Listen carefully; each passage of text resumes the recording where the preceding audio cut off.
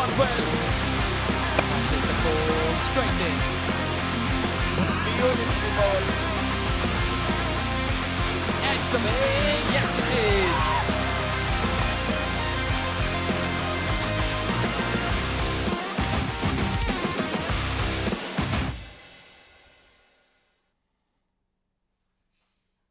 It's time to welcome you to day 5 of the Oman D20. What a wonderful action-packed drama did we have yesterday. Still not have recovered from what that evening game. It was an absolute thriller. But today is a new day. Game 11. Royal Oman Stallions taking on Renaissance Challengers. Wonder what mood are they in after that game yesterday. These visuals are live, brought to you from the Oman Cricket Academy Turf 1. But let's understand what are the factors affecting the toss with Amin Wagle.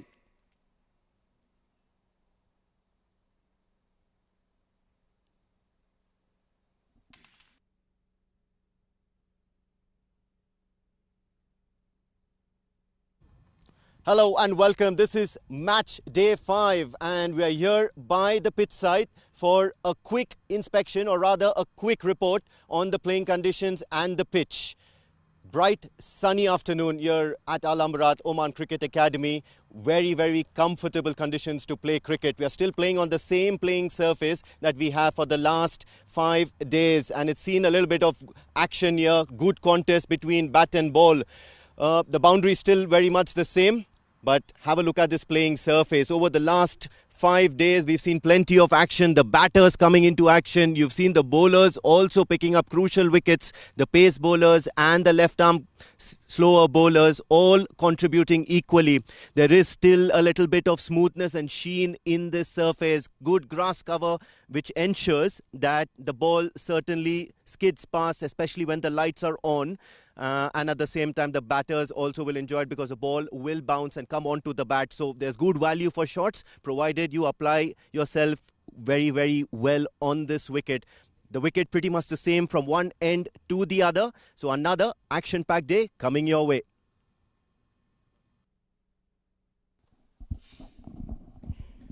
Very spot on is Amin Wagle in the center, suggesting that it is going to be one wonderful day for 2 games. Game number 11 is going to be Royal Oman Stallions versus Renaissance Challengers. That's going to be starting in a few minutes from now. And then the evening game is going to be Muscat Thunderers versus Yalla Shabab Giants. That's the game to watch out for. That's the game you've been waiting for. It's 2 giants that have done really well in this edition, and they're going to be locking horns. But without any further ado, Amin Wagle is probably in the center with the 2 captains, and let's see what do the captains have to say at the toss.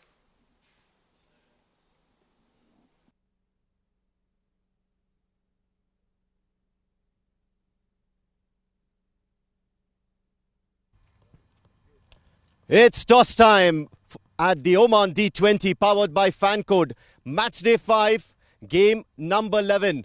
Home team captain Mohammad Nadeem for the Royal Oman Stallions. The away team for this game, Renaissance Challengers, represented by Hamad Mirza. And of course, under the watchful eye of our match official, Mr. Vikas. The home team captain will spin the coin.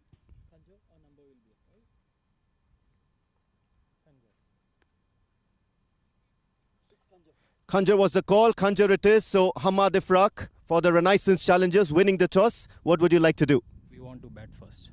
Okay, any particular reasons, and tell us something about your prep coming up to this game against Royal Oman Stallions. It is a good wicket to bat on, so we want to set a good target and we want to defend it. Last 2 games, and it's an inevitable question. I'm not letting you go without this one. Something must be playing on your mind, isn't it? Yeah, last 2 games, couple of games we tried to give our best, but until now we couldn't finish that crossing line.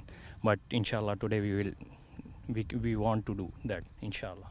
Okay, any changes in the team, and that one pep talk needed, I guess, again, with all your team members around you about winning those crucial moments in the game?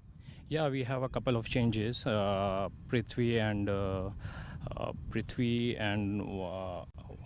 his name actually. Yusuf is coming in, and Junaid and Usman is going out.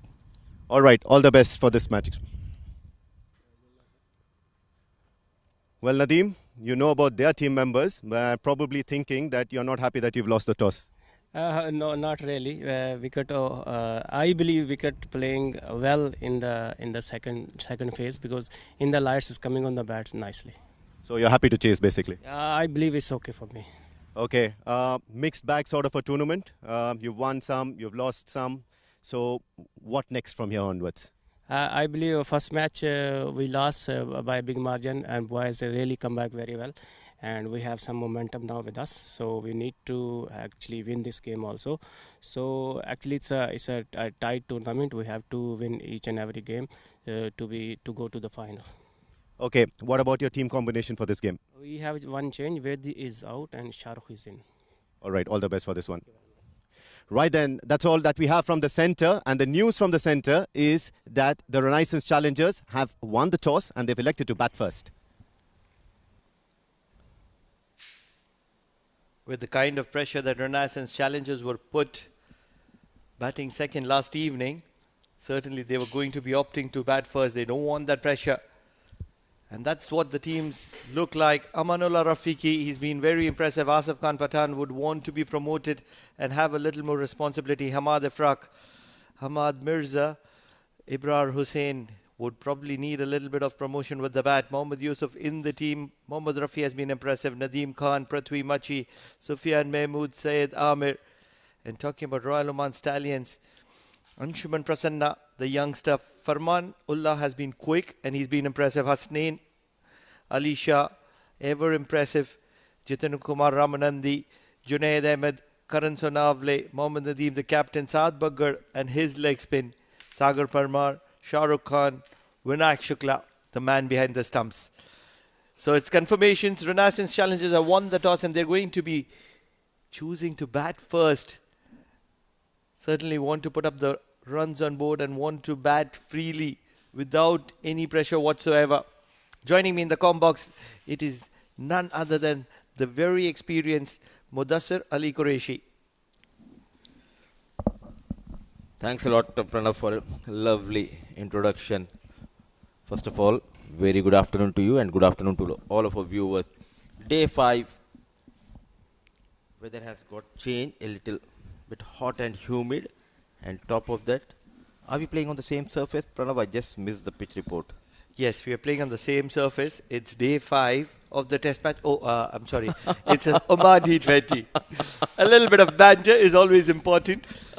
But wonderful surface to bat on. A lot of maintenance work done later in the evening. We love our humor here in the comm box. And at the moment, I've lost my partner to a good humor.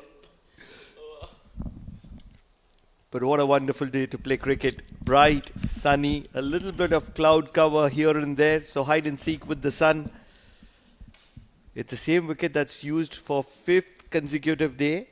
And still very good. We've seen nail biters, a lot of them. Probably 2-3 of them in just 4 days. Today, 5th day. Are you expecting some more nail biters? And which one? Especially the next game. It will be a close contest between Yalla Shabab and Muscat Thunderers, and I'm looking forward for that game. But wherein they are like wounded tigers as of now. Renaissance Challengers, 2 close games where they were meant to win that game, but they lost by a margin of 1 run.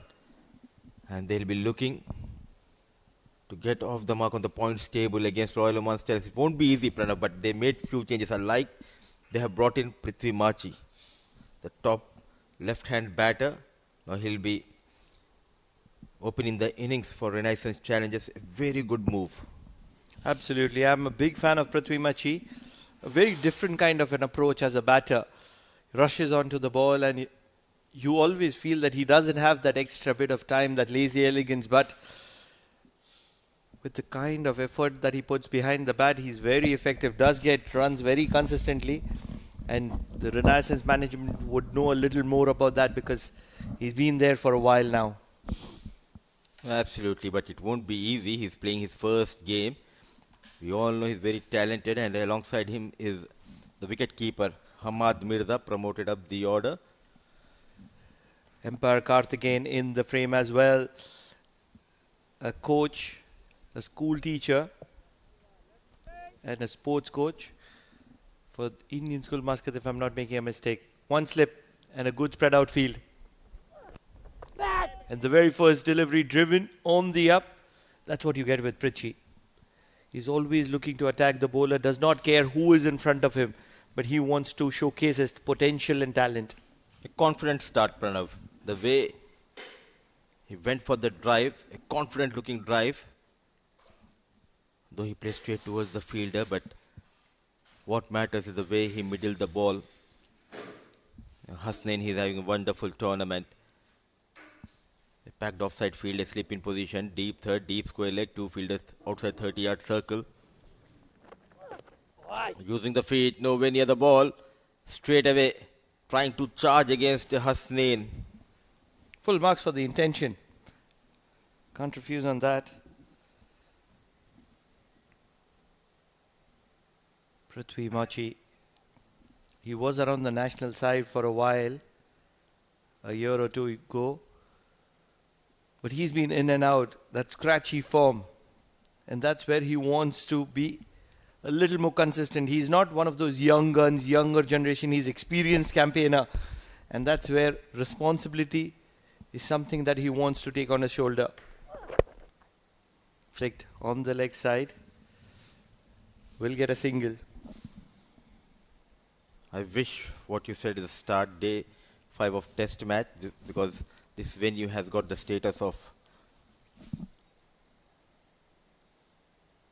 having a test match here, and hopefully in future, in quick time, we'll be seeing a game, a test match here. And I would love Oman Cricket to host a test game. That would be an absolute delight. Probably last year, that is when Oman Cricket was accredited. Outside edge, Hamad Mirza for the very first time in this tournament, opening the batting for Renaissance Challengers.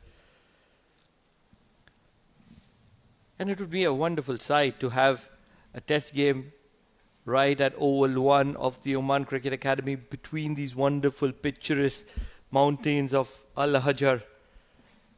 And the visuals would be amazing. Oh, absolutely. And modern day cricket, we always talk about shorter format, but nowadays we have seen how the test matches are being played. The drama and action still there in the test matches, going till the last day, the final hour. And that's what you get when you have two competitive sides. They just want to do the process right, and in the momentum you get exciting bit of cricket. They don't rush on to things. They might be chasing big targets, but they don't look at the targets. They follow the process well. Oh, absolutely. And that is why we have seen a breathtaking series between India and England. And now the focus is here, far away from England, here in Oman. Final delivery. Loud appeal, just angling into Hamad. Yes and no, there never a chance for the second run. And they're waiting for the decision. So bat involved. So first over done. Renaissance Challengers 4 for none.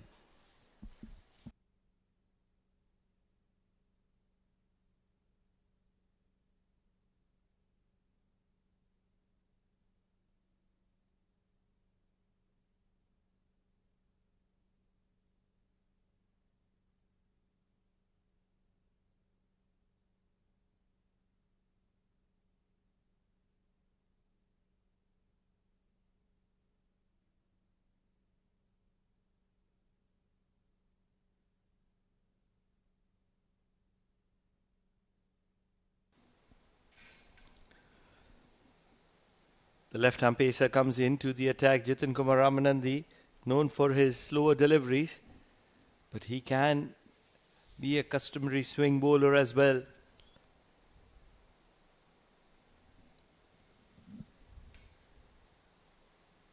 Good bit of swing into the right-hander, and a quick single allows them to rotate the strike. Plenty of options for Mohammad Nadeem, opting to go with the Jiten Kumar Ramanandi, straight away extracting some bounce there, an awkward bounce, well managed by Hamad Mirza. A lovely afternoon here in Muscat, Al Imrat.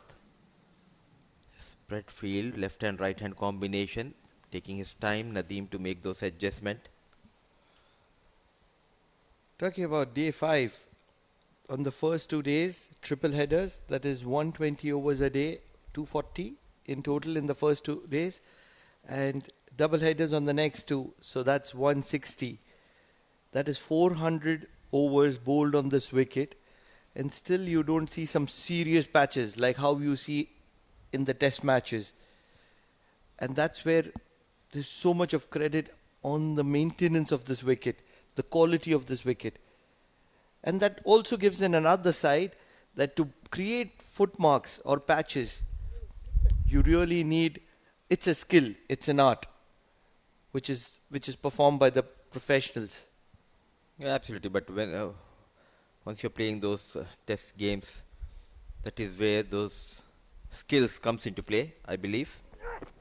Using the feet, yet again, not a proper connection, not expressed with the pace, Jiten Kumar Ramanandi. And top of that, rightly said, credit should be given to the curators, keeping in mind, in just short period of time, they are making sure to make those quick adjustments. They are maintaining the surface quite well, because every day, the final game is going at around 11:30. After that, they really work hard, get up early in the morning, around 6:30. They're back on the work. That is why we are witnessing such a quality surfaces here. Inside out, over covers, won't go the distance, but it will be a couple. So Prithvi Machi wants to be impactful here. Excellent. Positive intent. That is what you need in the shorter format. Though he is playing his first game of this tournament, he's not afraid to go aerial. He's thinking about the team. Rather than thinking about himself, he's trying to get those runs. Another factor is that in this 4 days, you would have had probably around 40 or 50 bowlers who would have bowled on this wicket. Different kind of bowlers. Whereas in a test match, you will have 5 and 5, so probably 10 bowlers with similar kind of action, similar kind of follow-throughs, and that's where the footmarks are very evident. So that's the factor that I'm just trying to relate two pictures. Not only that, Pranav, and also I think an important role has been played by the on-field umpires. They're making sure to keep the bowlers and the batters away from that danger area, straight away giving them the warning, and making sure everything is in place. So full marks to the on-field umpires as well. But I'm still trying to evaluate, because you see square turn. In the air, there is a fielder urging to take it, and he drops it. Anshuman Prasanna will be disappointed, will be devastated with that effort. He put in the hard yards. He did everything right to make sure he gets underneath the ball. Just not able to hold it. It was a plan. It was a setup. There was a fielder station for that kind of shot from Prithvi Machi. An ample of time. A youngster misses that opportunity. And under the sun, especially in the afternoon game, the first game, you need to have those glares on.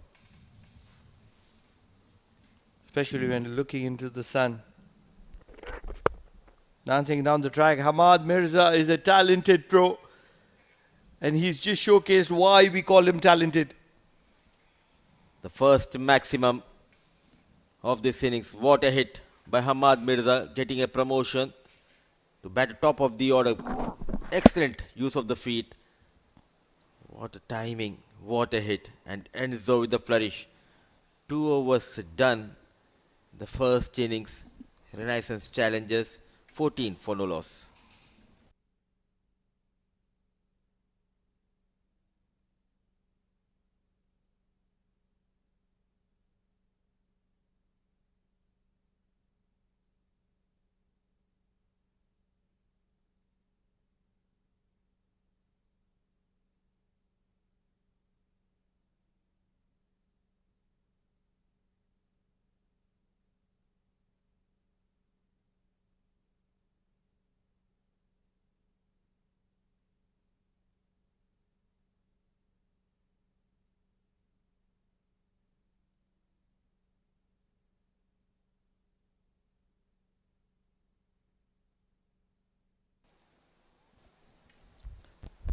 Hasnain will continue from the Oman tail end. In search for a wicket, but this is a very good shot. Prithvi Machi with that intent, getting to the pitch of the ball, not really. Charging and still playing it on the up, straight as an arrow, just past the umpire. Fine piece of batting by Prithvi Machi. Good use of the feet, and the best part was Pranav. He did not went to go aerial. Instead of that, just came down and played a beautiful shot down the ground. 4 runs. To the pace of Hasnain, he's almost come down 25% of the wicket. This time he rushes for a single. He's very quick between wickets. Brilliantly done. Got that boundary now. Rotating the strike. Sharp running between the wickets, between these two, left hand, right hand combination. They said it's enough. Now it's time to give opportunity to some other players at top of the order. And a good platform has been laid by these two. Early days, but they have got those runs. Mudipa, it's still early into the tournament, just the day 5, and it's just begun. But I think it's the right time to ask you. Guided to backward point, and it could always be it's going to be an overthrow, and the fielding side is not going to be very happy about it. Coming to our discussion, it's early days in the tournament, but by the end of 4th day, which is that one team which has impressed you, and which is that one team that has disappointed you, and why? So 2 teams, I would say. Just one. Okay, then I'll go with the Yalla Shabab Giants. Though they have lost yesterday, but they played an attacking cricket. They batted well. They played as a unit. In the air, not a proper connection. Just managed to clear that mid-off fielder. Runs are coming for Renaissance Challengers. Now coming back to your question, Pranav. The reason why I'm saying Yalla Shabab Giants is because every player contributed.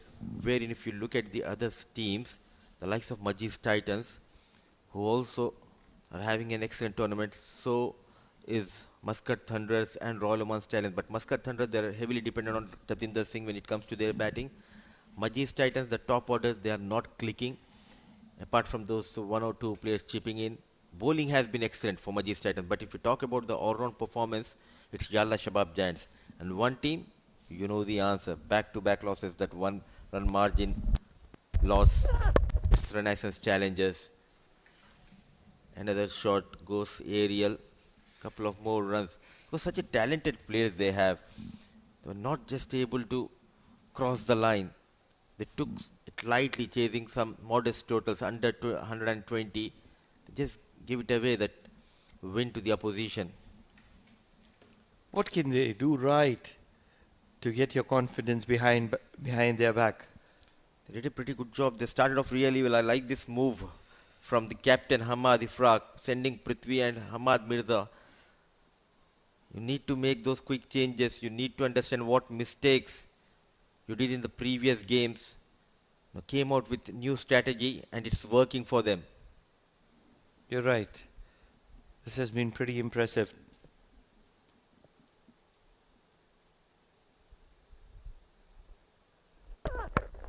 Cut well. There is protection in the deep. And it should just be a single. So 3 overs done. And it's a good start for Renaissance Challenges. Not really. This is going to be an overthrow. It's not going to be 25 for no loss. It's going to be 26 for no loss. And Hasnain is very disappointed with the fielding side at the moment because they're unnecessarily providing overthrows.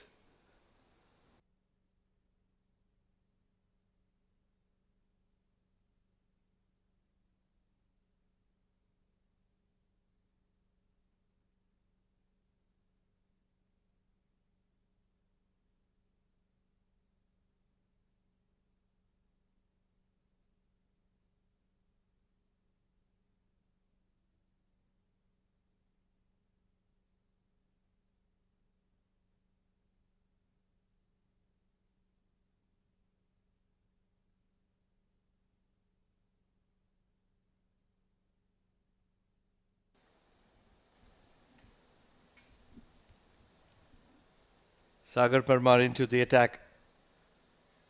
I've been mighty impressed by this left arm spinner. Great quality. Doesn't look to give a lot of air. And that's where in this format, the Oman D20, it's very difficult to get behind Sagar Parmar or after Sagar Parmar.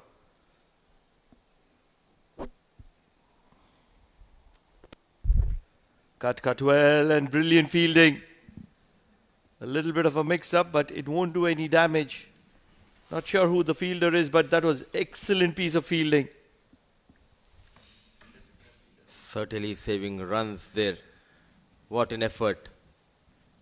They were a bit sluggish in the last couple of overs, giving away those overthrows, but Saad Baggar, the fielder, brilliantly done. Inside out. Clears the 30-yard circle with ease. 1 bounce, 2 bounce, 4 runs. This is something that's a regulation with Hamad Mirza. He loves the offside. He never takes a shy from attacking the bowler on the offside. And at the moment it is working in his favour. Playing the left arm spinner with the spin. This is good cricket. Very good cricket from Renaissance Challengers to promote Hamad Mirza. He's a national talent. Sweeps on this occasion. There is protection in the deep. And a quick second. This is poor. Very poor from Anshuman Prasanna. He's dropped a catch. And he's been lethargic in the field now. They're backing this youngster, but not living up to the expectations. Anshuman Prasanna already dropped a catch now. Gave away one easy run there.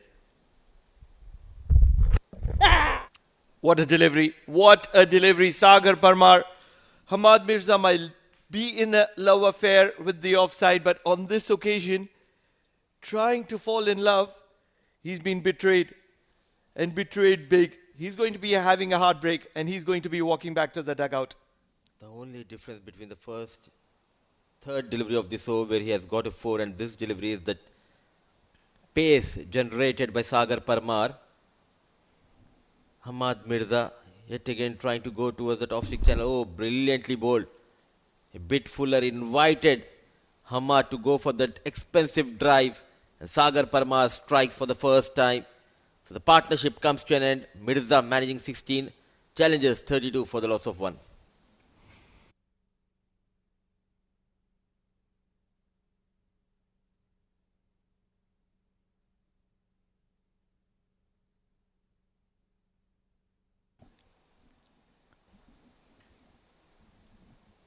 With that, the captain is going to be walking down at 1 drop. Doesn't want to leave the action to anyone else. He wants to take control. Or is it Amanullah? Believe it's Amanullah Rafiqi. He's been one of the standout players for Renaissance Challenges and he's going to be coming in at 1 drop.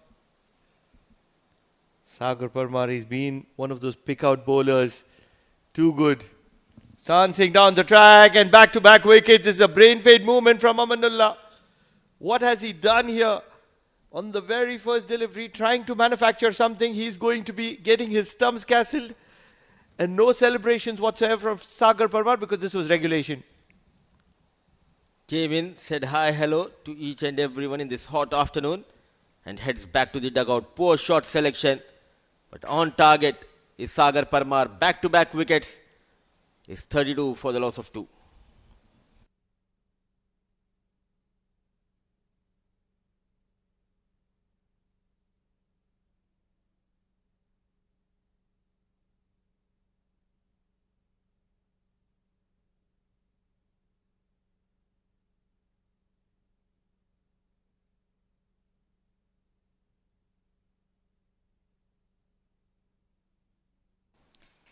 We might have given the introduction to Hamad Afraq the previous delivery, but it was Amanullah. But on this occasion, it is Hamad Afraq, the captain, coming in at number 4 for Renaissance Challengers.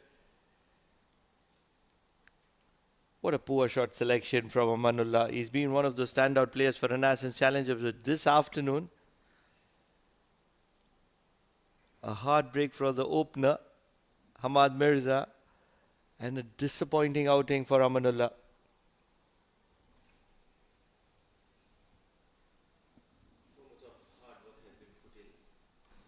So much of hard work has been put in by the openers after the wicket going down of Mirza. A poor shot from Amanullah. Arrives the captain, Jiten Kumar Ramanandi. He changes end, comes from Oman Talent.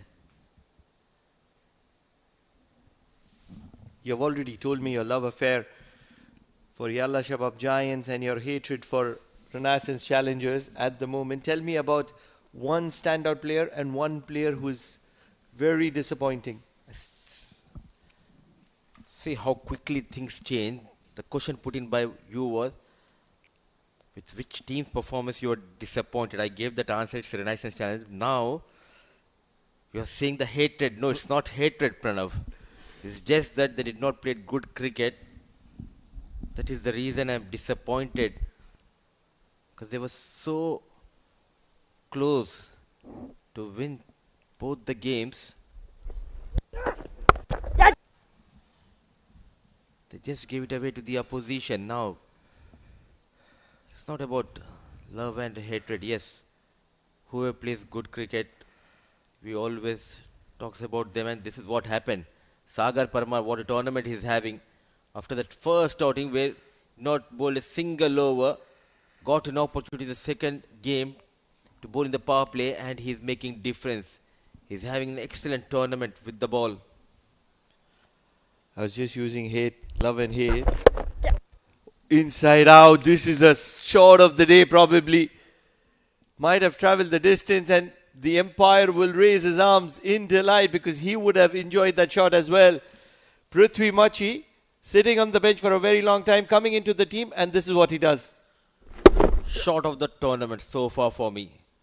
All these past 4 days and today, one of the best shots. Leaning on that front foot and goes with that full drive. What a connection by Machi. He moves to 22. Machi means fish, and he's a big fish at the moment with the way he's batting.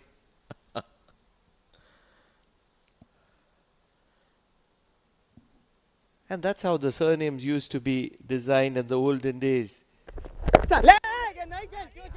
I'm sure he would probably be related to something with fishing, and that's where he would be having that surname Prithvi Machi.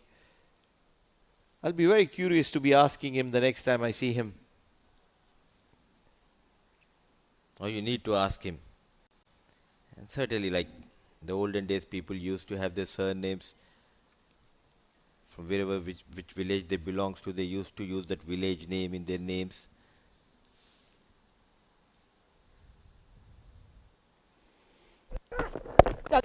And also the professions. Doodhwala, Batliwala, Dabbawala as well. Dabbawala as well. So 6 runs, 4 dot deliveries. Not able to take the strike after getting that maximum. They need another good partnership here after losing those 2 quick wickets. If Prithvi can get a boundary here, he would have done a lot of justice to himself. His captain is watching him very closely from the other end. Back of length, and it's only going to be a dot ball. So 38 for the loss of 2 at the end of 5 overs. And at the moment, Renaissance challengers are doing pretty decent.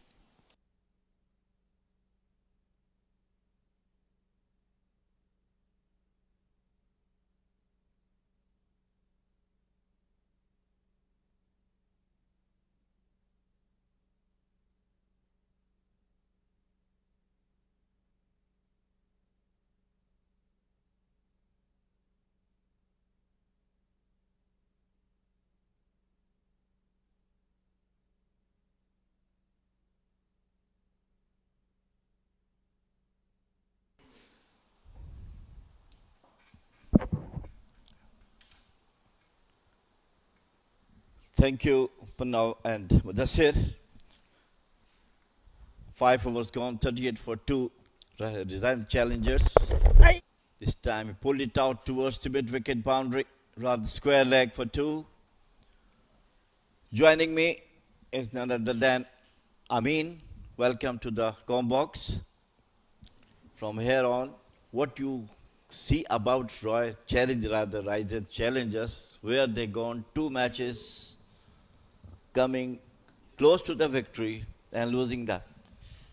Yeah, well, very good afternoon, first of all, Jamil Saab, and of course, this is a very good contest here from the Renaissance Challengers, and rather for the Renaissance Challengers, because those couple of matches have really gone down to the wire. Those last ball nerves, and they're somehow not seeing the team all the way till the finish line, or rather cross the finish line. At the moment, Hamad and Prithvi Machi in a bit of resurrection mode for the team as far as innings development is concerned. And just like that, you see Hamad now just thrashing that down the ground towards the long gone boundary. So good 4 runs now as we speak. Well, absolutely. I mean, they do have a very good batting lineup as well, Renaissance, but unfortunately they are not clicking up at the time when they had to do it. And moreover, I think they doesn't have that patience in the dying stages of the game where they can take the game to their wicket. That was a beautiful shot from Hamad. This time definitely plays looking for a single, but denied, because he certainly wouldn't be wanting to take on the likes of Jitan Kumar Ramanandi at that position. Well, I did have that conversation with Captain Hamad Ifraq out there in the centre, and I did ask him what were his thoughts about what transpired in the last 2 games, and he did seem a little disappointed about it. Said that, yeah, we just can't get over that finish line, and we probably need to follow the processes. More about that in the next over. 6 gone as we come to the end of the power play. 44 for the loss of 2.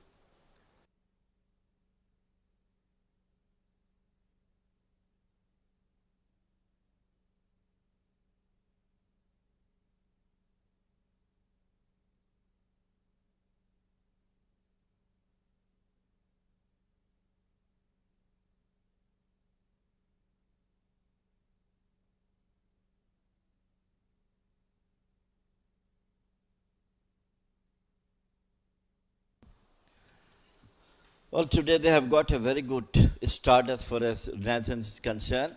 Both Hamad and Prithvi really did a good job in the first 5 overs. Still, they are good at the power play is over, 44 for 2. I think from here on, they need to build a good score today, at least, so that they can defend them easily. Oh, this time played in the air. A little bit of work to do for the fielder at long on. He had to come running a long way around. He might get a couple of runs to his name, Prithvi Machi, and I think he's been the difference today. He's certainly back in the side, will want to prove a point or two and make sure that the team management backs him.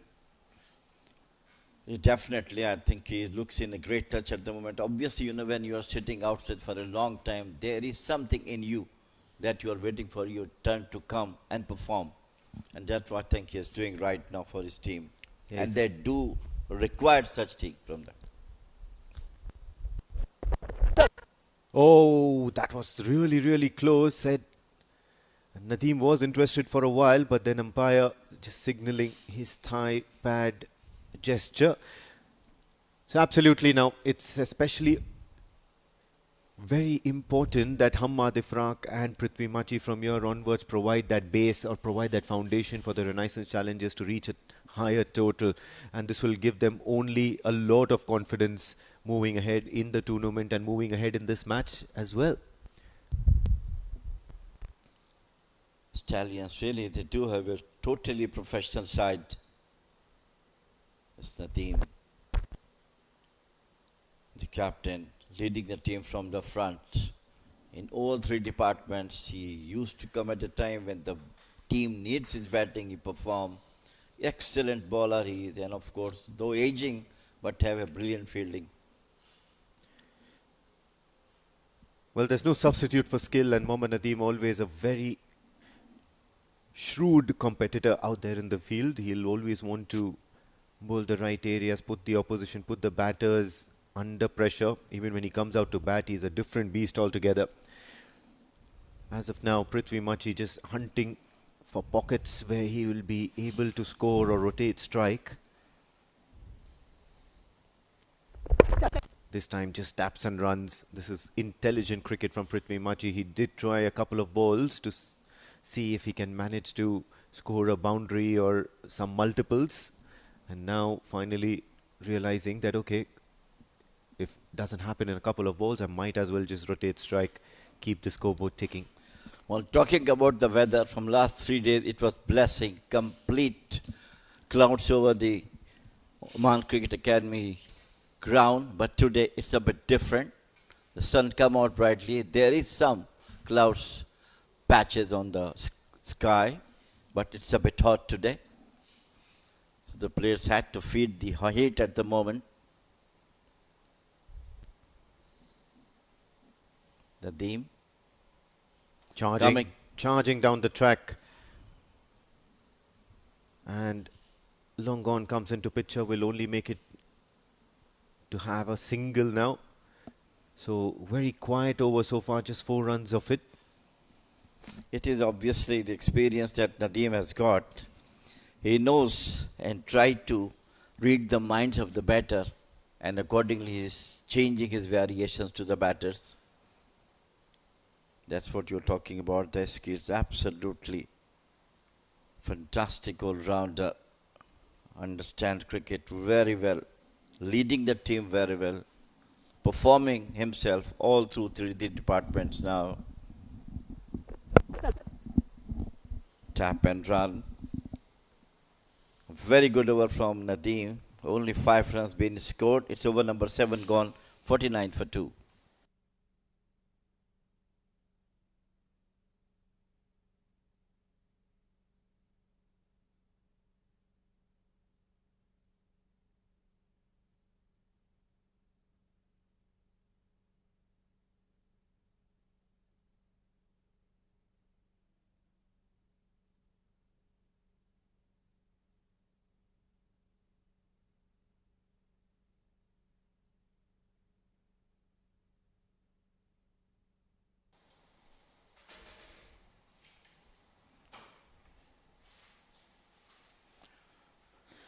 Another change. Skaran is there. Bowling from the Oman Airline Giant. 7 overs, 49 runs, 2 wicket down. Still lot of time to play. Brilliantly played. Half volley through the extra cover. And a sloppy fielding from the fielder at the deep extra cover results at boundary. Beautifully played. Yes, he certainly got some value to his shot here. Prithvi Machi taking on the right arm off spinner and beating the fielder who was stationed at short cover, but then looking for a little bit of inspiration here, Royal Oman Stallions. That did seem to be a very easy stop. However, he made life difficult for himself, the fielder. Onto the back foot one time. He's really playing superbly. Prithvi Machi, seeing the situation, reading the situation well. He knows that he had to be there at the wicket because the other end is not, of course, very much confident. There the fielder who unfortunately lost the ball through the boundary line. Plays it out towards the short punt wicket. They're looking for a second. But wildly sent back. Oh, still slightly. Wild throw over the head of the wicket keeper. But just one run managed. Yeah, that was a wild throw, but most certainly you should be looking at that effort from Vinayak Shukla to just prevent that overthrow. That was some athletic stuff here by Vinayak Shukla. Have a look at that, onto it in a flash, but that throw was wayward and he stretched to his maximum here, Vinayak Shukla. Prithvi Machi seemed to be in all sorts of trouble there, looking to get back. Absolutely. Great job done by Vinayak Shukla. He is a tall guy, but at the right time he had jumped and pounced the ball. This time played it out to mid-off for the single. Yeah, well, absolutely. He's a very, very tall guy, which even makes this even more impressive because the throw was so wayward that even a tall frame or the tall structure of Vinayak Shukla had to stretch to the maximum. So, absolutely athletic stuff here. Exciting to watch. This time played it out once again towards the mid-wicket area for the single. Well, runs are coming up. It's a good thing for the Renaissance that they kept going for the singles. At least the scoreboard ticking, and one odd boundary would definitely add good to their total. Absolutely. Boundary of the first ball, and then after that 4 singles. That means 8 runs of the over. It's a good showing. This time again slightly uppish, but played it out. So end of over number 8. It is 57 for 2, Renaissance Challengers.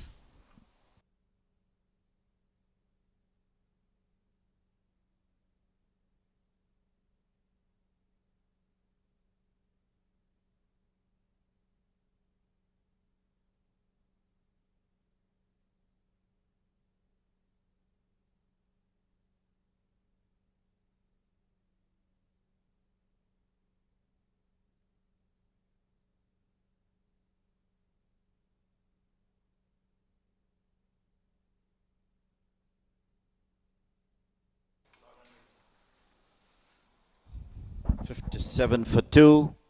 Nadeem back. This time down the leg side. Some wild delivery outside the leg stump. Very rarely you can see Nadeem is bowling wide deliveries. He's trying to put ball into the batter.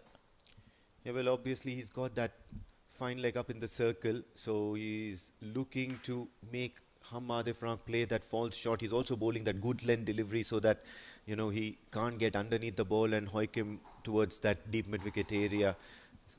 Very smart, but then it's all only human to err at this stage. Hamad Ifraq, on the other hand, has to join the party because Prithvi Machi is scoring prolifically.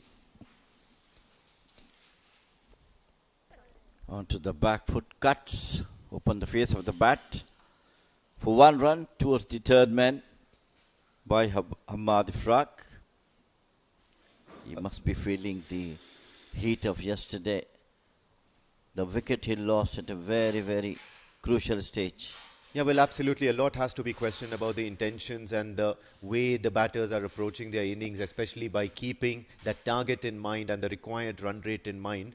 And somewhere down the line, it will go all the way back into that dressing room and the discussions that the players have in the dressing room as to how to approach an innings, how to, you know, have that sort of a game sense in difficult situations. Once again, just tap and run. Possibility of a run out now. Quick running between the wickets. Very good approach by the Renaissance batters today. They know if they do have a good total on the board, they could defend that. Yes, absolutely. They do have the bowling attack to do that, and they've got some very, very, let's say, talismanic spinners, the slower bowlers who can, join the party and keep things very quiet, tie down both the batters in the name of Amir Shah and then also Nadeem. And then, of course, Rafi, the way he gets started with the new ball. So lots to look forward to, Renaissance Challengers. They're quite a decent side, one of my favorites since I've joined stints in commentary.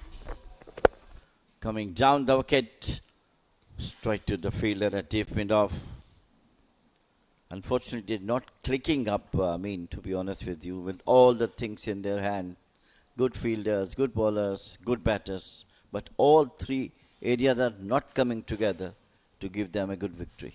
Yeah, well, absolutely. And they've got a mix of youth and exuberance, and at the same time, they've also got experience and explosiveness amongst their ranks.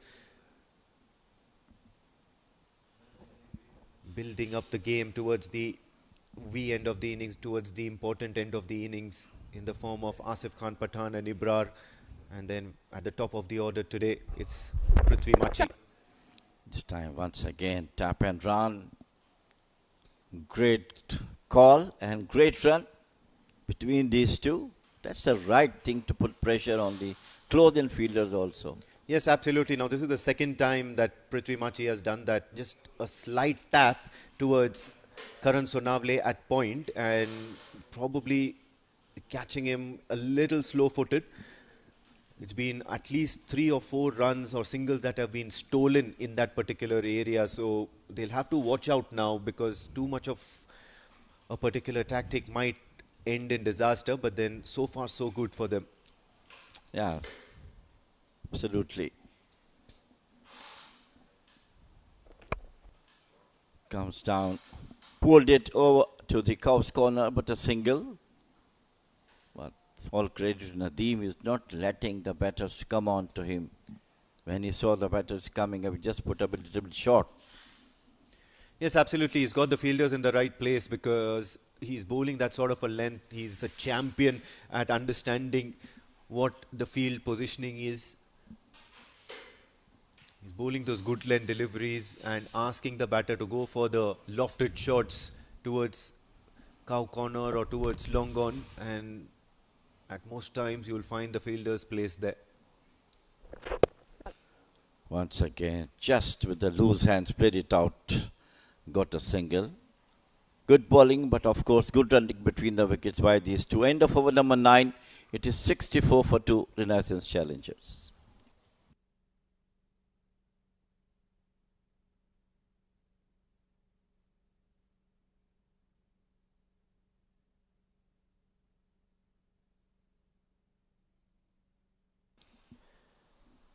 Match number 11. This is Oman Cricket D20 powered by Fancode. At the moment, opener Prithvi Machi still very much there. 35 of 31, so he's hanging in there. Hamad Mirza, 16 of 10 deliveries.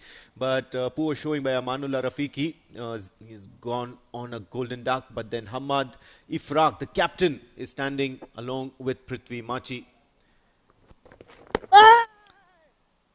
This time he tried to play it out, tried to cut, but straight to the keeper, Karan. But the intentions are absolutely, I like that one. They are going for the round. This time he hammered it over the extra cover, but the sweeper is there. Only 1 run been scored. Just a little bit of fine-tuning that radar here for Prithvi Machi. He certainly went for the right option, but unfortunately just found the field too close to the fielder, as a matter of fact, for a single. But his approach right in the first ball, he came and played. This time Mahdi Frak played it out toward the sweeper and they go. Wanted to go 2 runs, but unfortunately brilliant fielding, not letting them to go the second run. Royal Oman Stallions at the moment feeding on those dot balls. So yes, they know that they don't really mind conceding those singles at the moment because they have to be gotten, they have to be manufactured. It's not easy to come by.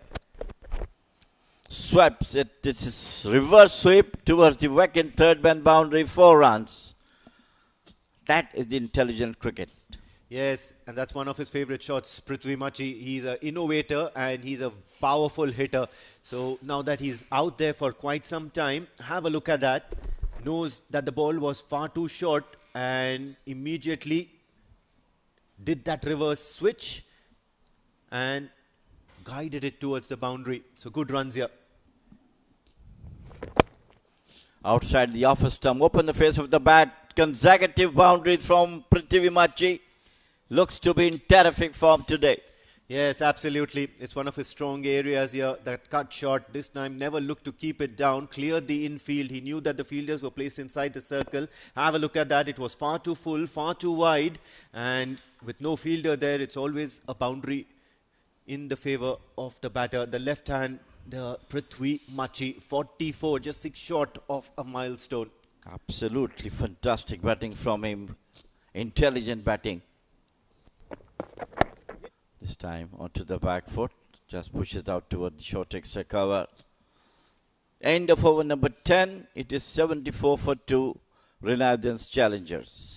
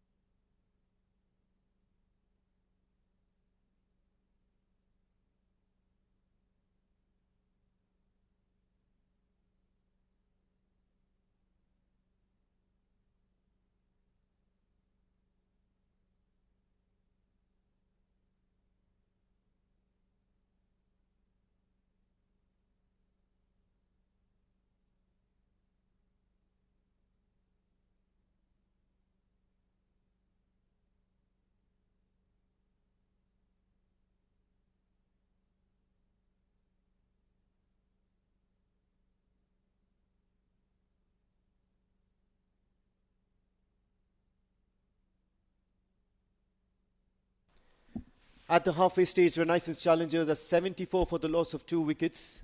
Nadeem will continue, so the players have had a little bit of a breather. Thigh pad signals the umpire, so it's not going to be called a wide. And joining me in the comm box is Mudassir. Your take on the situation at the moment? I was just waiting for you to complete my my name completely, Mudassir. Then there was a stop by Wagle, but good recovery. After losing those two back-to-back wickets, a partnership flourishing. The likes of Nadeem, the captain, he's trying his best. The captain, Hamad Ifraq, applying himself. Run ball 13.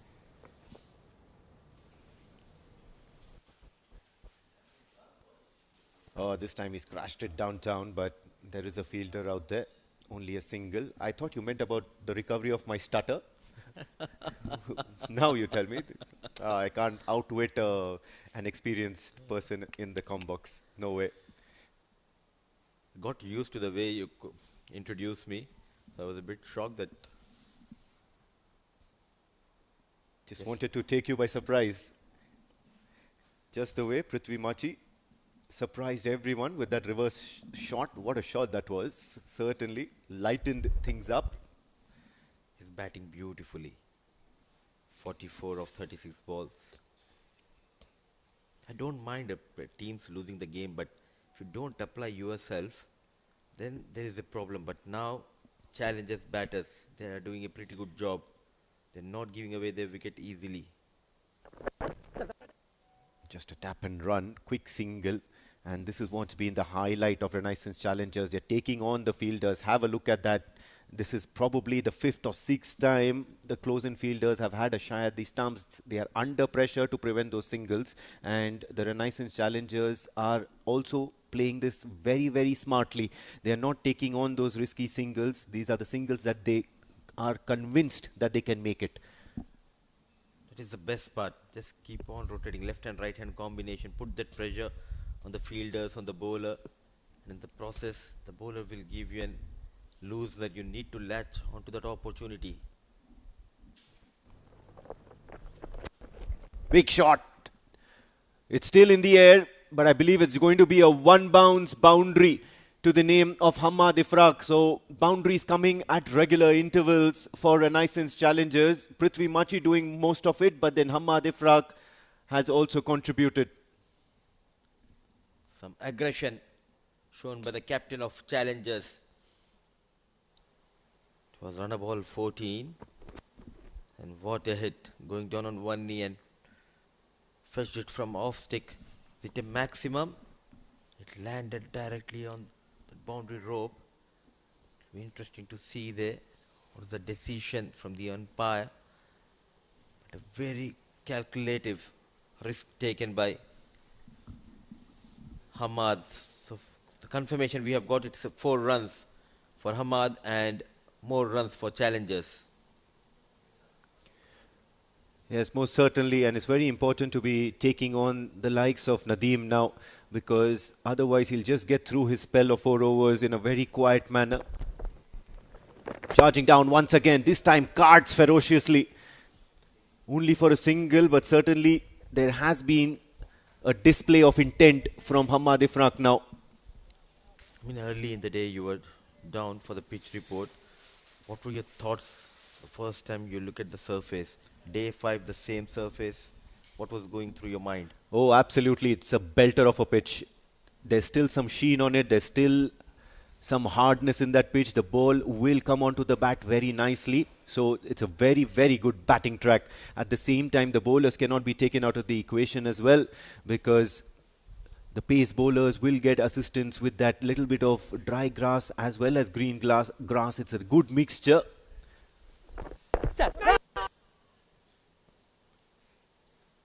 It's a good mixture between a dry surface and a little bit of sheen, especially now when the lights will come on towards the second innings.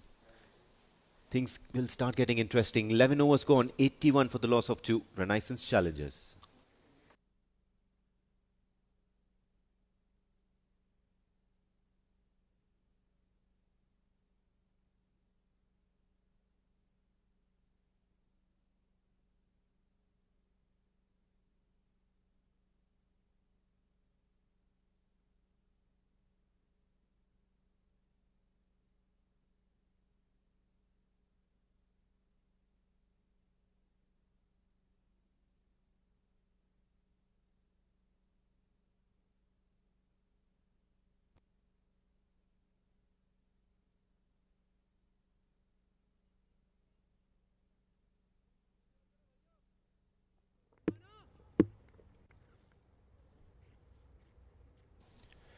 Farman now introduced into the attack, and straight away you see Hamad Ifraq looking to take on the new bowler.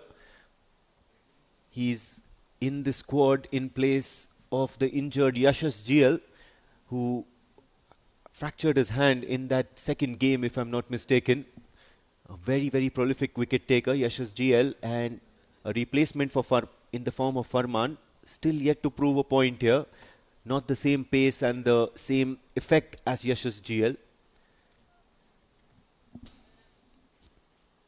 Was highly praised by the captain, Mohammad Nadeem Farman, a new entry into the side. Edged, but intentionally done by Prithvi Machi, inching to that milestone of 50. And these are the moments, especially for the youngsters, for the debutants who are making their way in this Oman D20 tournament. You need to perform well to make sure you stay in that playing 11. Oh, another single now. Surgical precision from both these two, Hamad Ifraq and Prithvi Machi. They're looking very comfortable at the moment, just donking the bowlers around for a single here and there, and then just when the bowler lets his guard down, bang, there comes a boundary. This is what was expected from Renaissance Challengers team early in this tournament. They're applying themselves. Good to see Prithvi and Hamad. Oh, this will end up as a soft dismissal. Prithvi Machi will be absolutely dejected. A little change in pace, a little roll of the fingers, and Farman has outfoxed Prithvi Machi, who was looking absolutely solid, rock solid out there in the centre. And hard-fought knock, a gritty knock, comes to an end with an ordinary shot. Brilliant captaincy from Nadeem, getting Farman, and responding to the call of the captain is Farman. Change of pace, nicely done, and I like that field setup, an attacking field. Machi making a mistake, trying to chip over that short mid-wicket, and he finds the captain, Nadeem. Wicket number 3 goes down, 84 on board.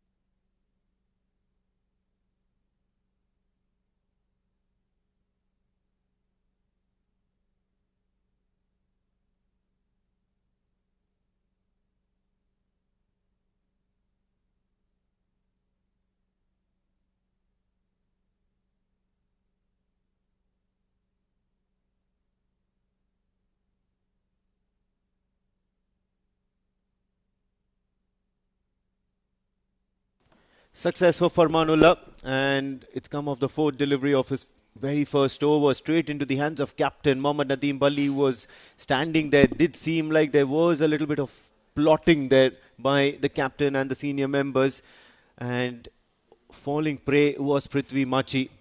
A well scored 45-ish.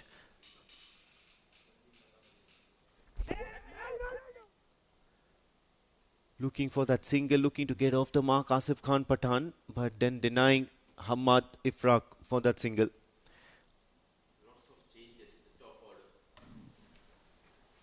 Lots of changes at the top order. Asif Khan, previous to this occasion, he batted at number 8, number 7 now. He has been promoted up the order. Driven well, but to no avail. So a decent start to Farmanullah's spell. Only 3 runs, and he's got that prize wicket of Prithvi Machi, was looking rock solid. 12 overs gone, 84 for the loss of 3 wickets. Renaissance.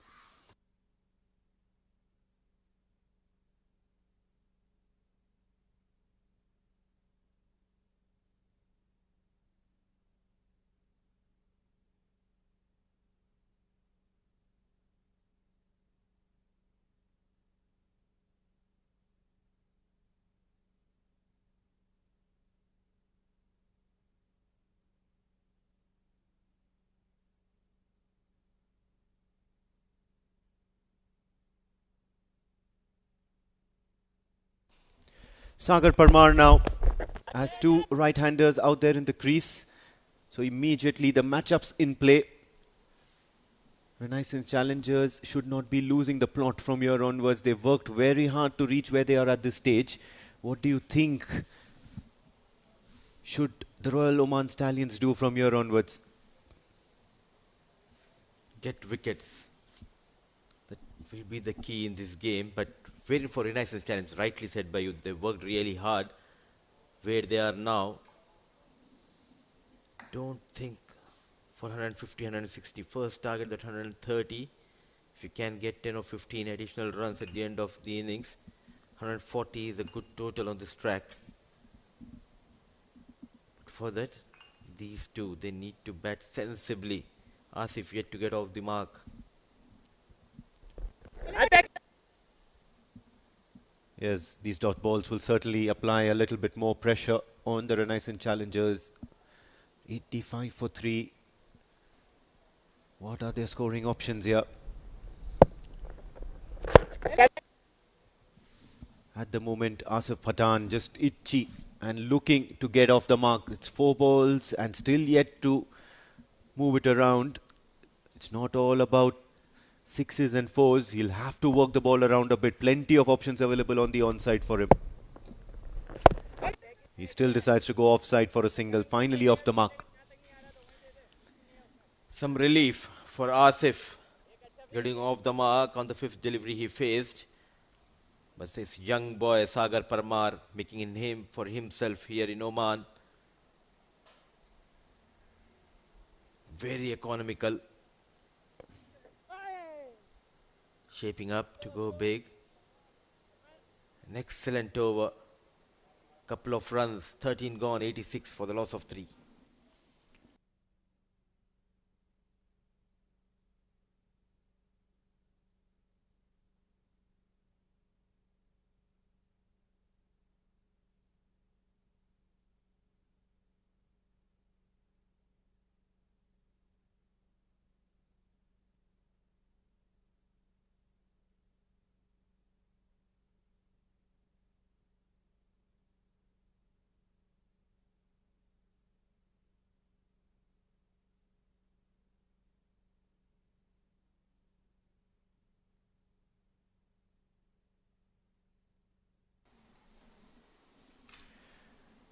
Right then, the pace bowler, Farmanullah.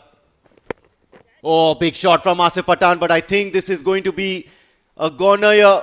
And what a brilliant composure shown by Saad Bagar out there in the deep. He's taken that. He had a long distance to cover, and Asif Khan Pathan perishes.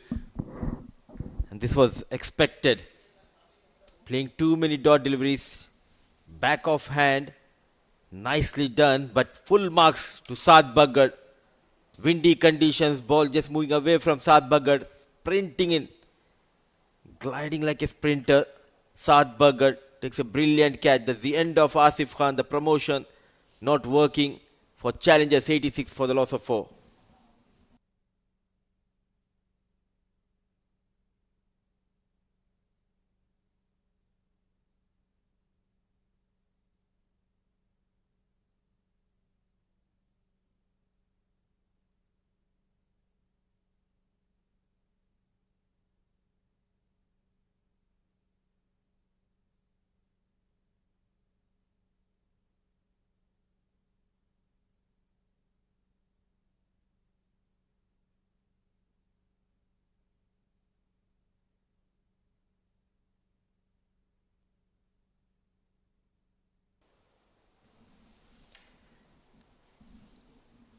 So wicket now, and in walks Ibrar Hussain. Both Asif Khan Pathan and Ibrar Hussain were involved in last night's antics. A horrific night for them, but then Asif Khan Pathan and his fate continues, whereas Ibrar now has another chance to make amends. He was there yesterday playing that final over. The team near to the target of 129, but lost his wicket.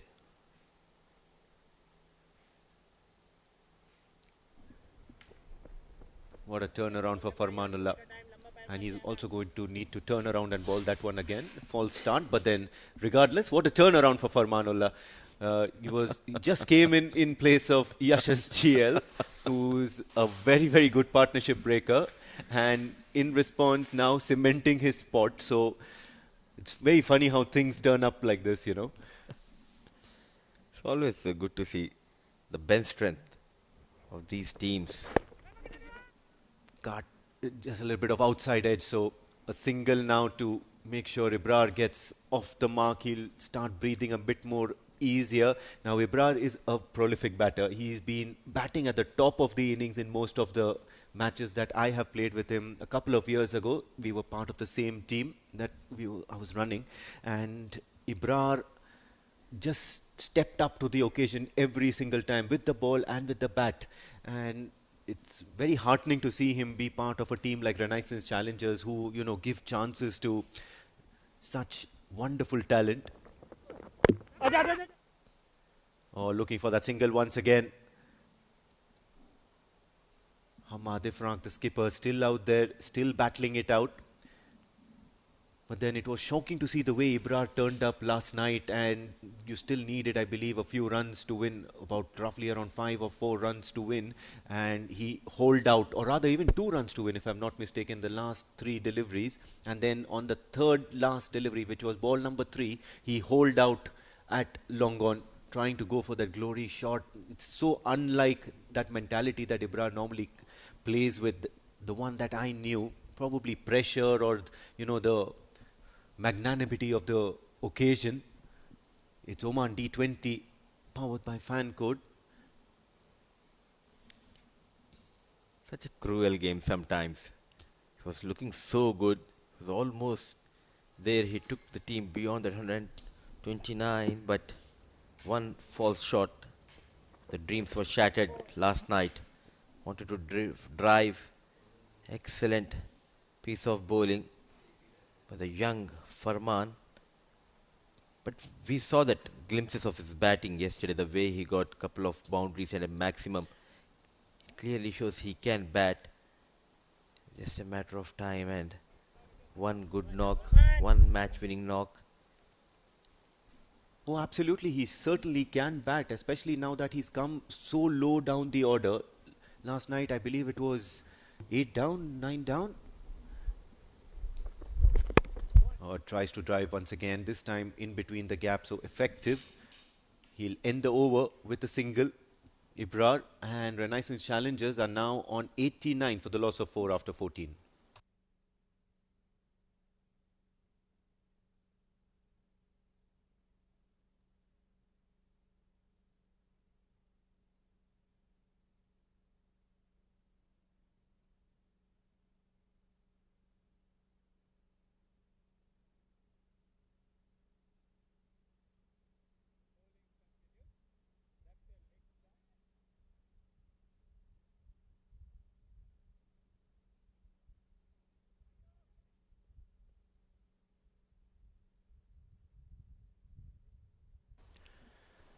New over, new beginning.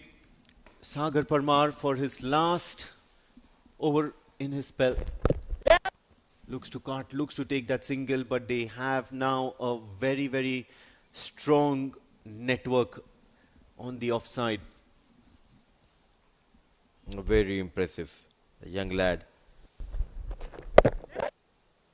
knows exactly where the fielders are placed and bowling as per the field. Sagar Parmar not giving an inch for the batters to go for the big shots.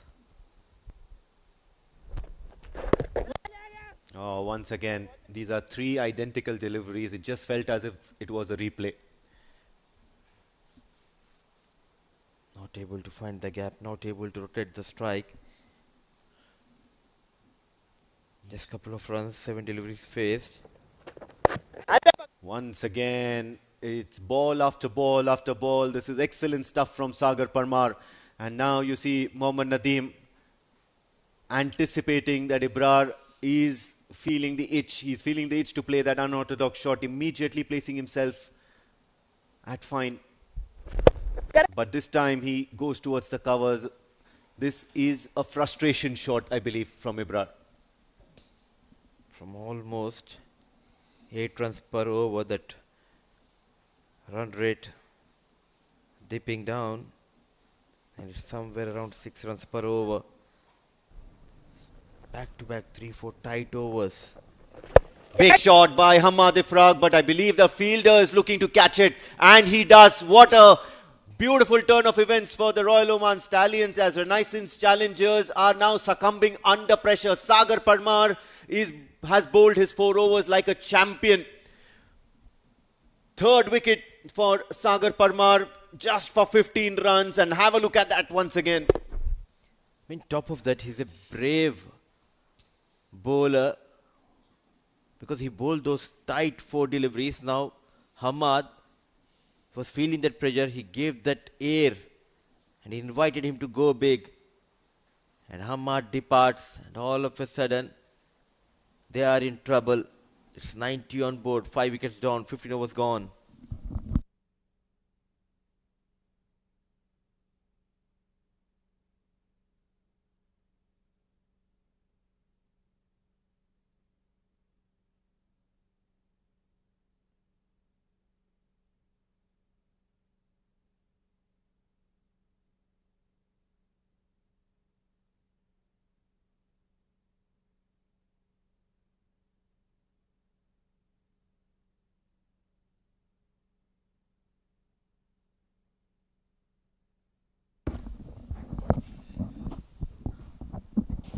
Time for some change in voice, change in entertainment. It's going to be the senior statesman Jamil Zaidi, Jammy Boy. Alongside me, Pranav Mehta. What a time to come into the com box. 5 wickets down, 90 on the board. It's the final end of the first innings. Well, a misery is still with the Renaissance challengers. A very solid start from the openers, but later on, again, some excellent bowling and supported by excellent fielding. They come back again to the 90 for 5 in 15 overs. There's still a lot of way to go for them. What I like is that Ibrar has been promoted, and that's a good decision. Yes, he's taken his time, and you have to give a huge potential and opportunity, that time frame, the belief. Well, you're right, but like they have sent Asif Khan a bit earlier, but unfortunately didn't come up. And so as Hamad Mirza, he came and tried to do his job. Got a very, very good solid start, 32 of 5-6 overs. But later on again, there's some... The under-19 young guns are training for the future. I can see Pratish, the leg spinner. What a talent he is. Couldn't recognize the others, but Pratish Ramesh, you have seen him playing for Muscat Thunderers earlier. Not in this season, but in the previous seasons. Quick single. Well, I think now Sufyan once again came down at a very, very crucial stage. As always, he used to come, but not coming up to his standard. He's the most experienced player in Renaissance. A lot of international experience behind him. Bowling is absolutely brilliant from him, and fielder, of course, a brilliant fielder. But the only thing that where he's not coming up is the batting. You're not happy with Sufyan's batting? He's not done anything, actually, to be on. Last 2 occasions gotten out early. Looking to heave it on the leg side. Won't get a single. Lot of action on offer for nothing. Off the pad, it goes to the short fine leg, and some action from the fielder. Good pick up and throw. Feel he was looking to play that short hand jab over long leg. What is it called? The Natraj shot. Would you recognize the Natraj shot? It's from a player of your era. Karate, give me some time to recollect the memories. I'll give you some hints. Imran Khan was one of his main competitors.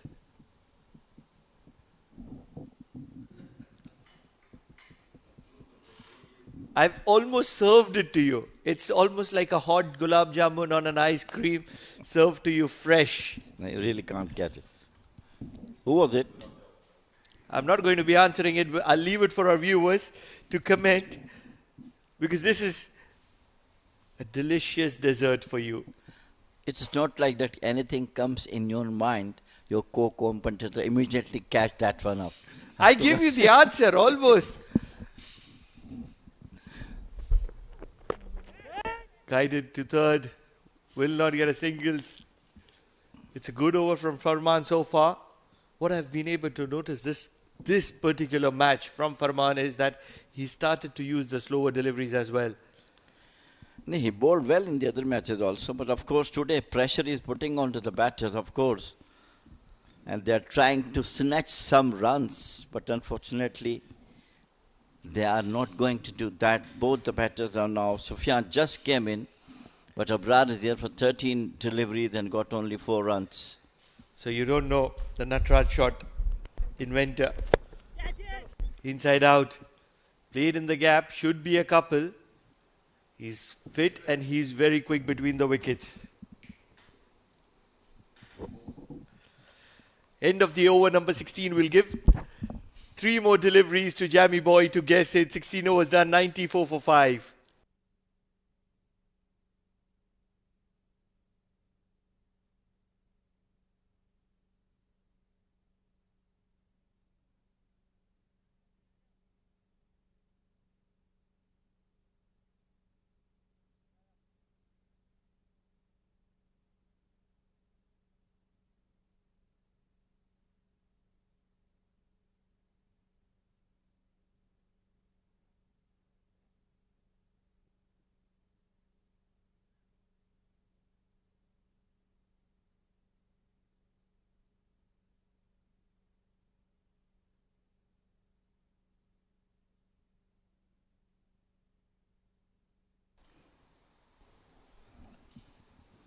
It's that time of the match where it can be make or break for any of these teams contesting. 94 for 5. If they can finish well, get to 140, 150. They would be mighty happy leading edge and it'll be a single. Currently it seems to that they might go up to 120, 125. The way things are going. Some excellent bowling from the Royal Stallions. And answer of your question is Kapil Dev? Oh, absolutely. It is Kapil Dev. You've answered it in time. You had a couple of deliveries more. He was the inventor of the Natraj shot, which is famously played right now by Surya Kumar Yadav. It is a pickup shot from just outside the off stump and using the vacant long leg, fine leg arena. Using the pace of the fast bowler. Just off the length. Hasnain. Big shot on offer. There, that is the vacant area. They should go for the couple. Sufyan is very quick between wickets. What I like in this game for Renaissance Challengers is that they made some very good positive changes. Usman, right at the top, he was struggling. He was struggling and he was struggling big. He was taking his time and he was putting a lot of pressure on the entire batting lineup of Renaissance. They've rested him. They've given him some time. I don't like using the word dropped. He's been rested. And that's where he will be able to reevaluate things. And they brought in Prithvi Machi, who's fresh from the bench, and he did well today. Yes, if somebody's not getting runs, better to ask him to take a rest. This time he tried to sweep it, takes it on the pad. Impacting just outside the off stump. You can give a big stare to the umpire. You can ask him 10 questions, but when you see the replay later in the evening, you will realize that you were arguing for nothing. The impact was outside off stump and umpire Karthikeyan is spot on. You can see all the 3 stumps open behind him. But still it is going outside the off stump. Outside the off stump. Once the impact is outside the off stump and the batter is playing a shot, you are out of contention. So brilliant decision by umpire Karthikeyan. Won't feel the pressure of the bowler. Umpire Karthikeyan, who has also been one of those line umpires at the lawn tennis. Big events. I have seen a few posts of him. And some big events, he's been that line referee. So, pressure? Not really. Love those visuals. The young guns, the future of Oman, preparing themselves for the big stage. This is the platform from there, learning a lot, seeing those D20 matches. This time, just push it out towards the short front wicket and go for the quick single. Will they go for the second? Not really. Sufyan ran way too much and can't blame him for it. He was never expecting the second there. Still, runs are coming in singles only. Pranav, I think only last 3 overs to go after this delivery. 19 deliveries is a lot of deliveries in this format. They can change the game on their hand. Oh, it's been sent upstairs. This can be interesting. Was Sufyan doing the basics right, dragging the bat?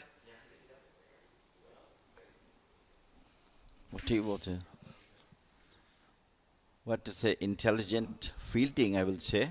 They are trying to get things done. He knows that it has been slower and take the advantage.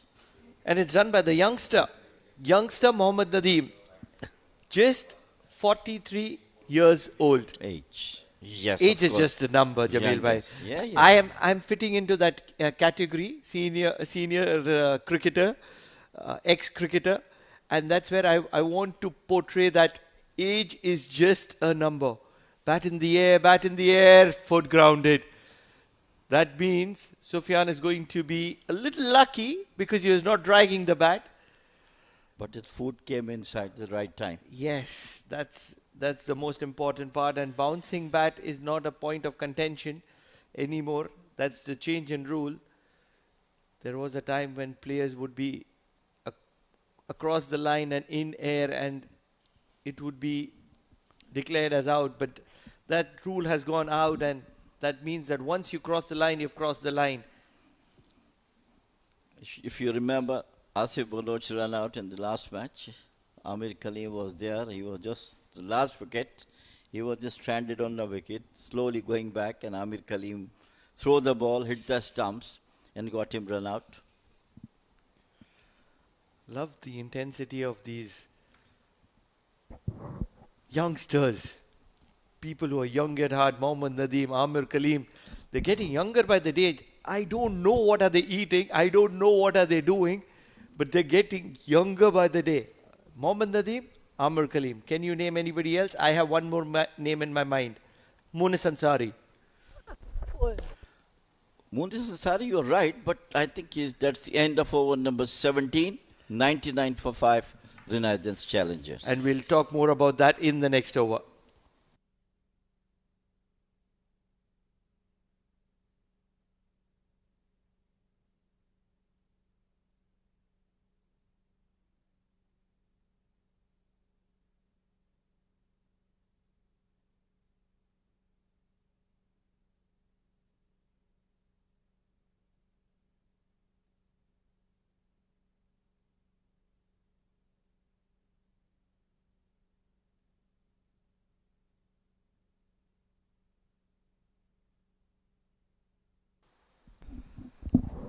So we were talking about Amir Khalil, Mohammad Nadeem, Munis Ansari. Can you name anybody else in that getting younger category? After this delivery. In the air, it's gone up miles, two fielders converging, and one of them holds on to it. Very confident. Probably it's Farman, who ran across probably 20 yards too many and holds on to a good catch. Brilliant catch, brilliant catch. This is what talking about Sufyan's batting. He's not upping up to standard. This time he tried to heave it over the long off and it was very well taken by the fielder at the deep. Brilliant catching from the Royal Stallions fielders. 6 down and suddenly they're just not able to find that finishing touches. The hand of God. That's what they need at the moment. They need some magic to happen in their favor, and it's not happening at the moment.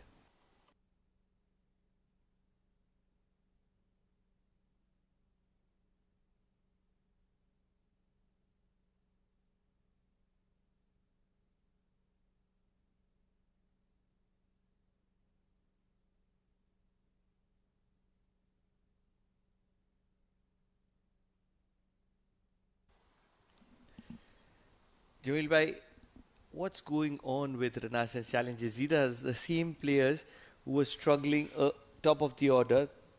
Today, a little bit of change brought down the order. Now they are not able to finish the game. Is it lack of form? How would you define this? The first time you said lack of form, I said yes.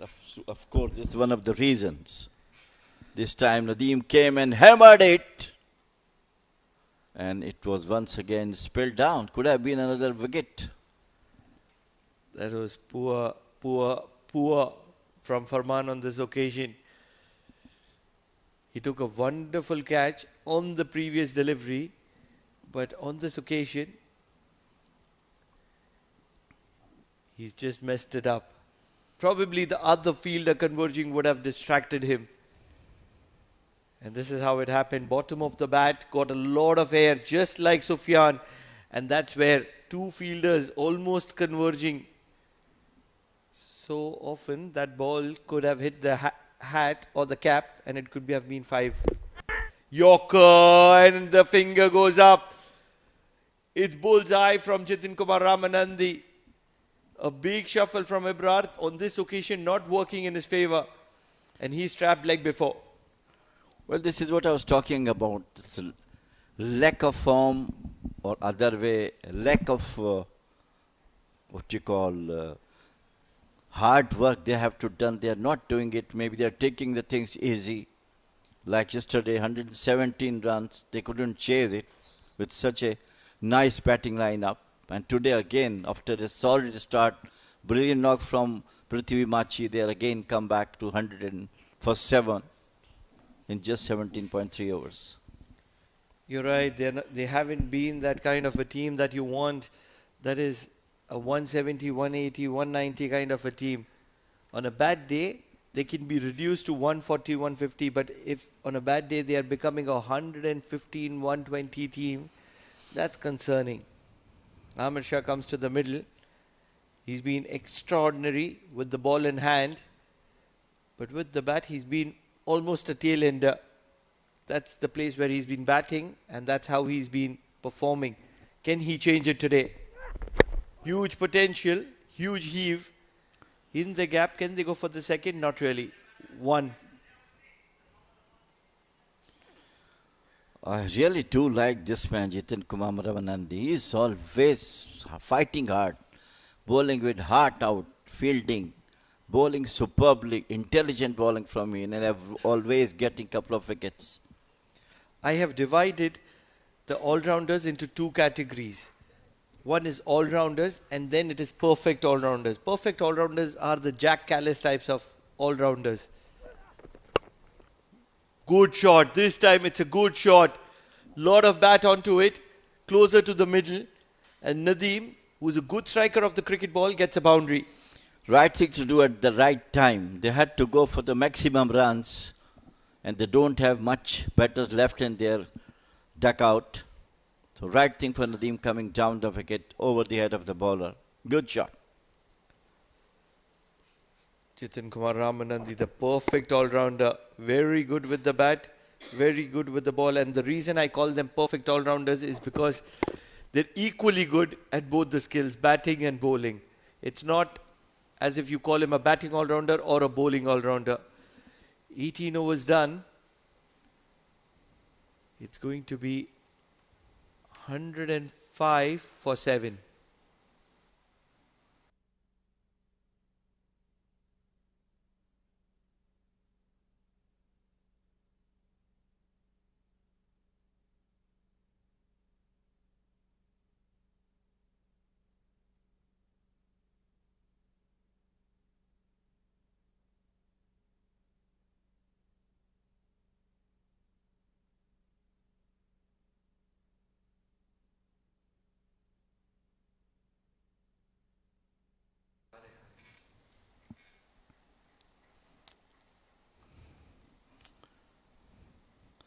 sort of figure for rather Challengers 106, 18 runs. This is time once again in there. And another fielder came and wicket number 8. Back to the dugout now. This is the problem. This is the sorry story of Renaissance Challengers. Either they haven't been able to start well, on this occasion not able to finish well. They were extremely well placed at the 15 over mark. And look where they are at 18 overs. No man's land, that's the right word. Looking to play a big shot straight up in the air. And it's a easiest of catches for somebody like Mohammad Nadeem, who's been around for probably ages. So 8 wickets down for Renaissance Challengers at 106. And with 11 balls to spare, they are in a sorry state.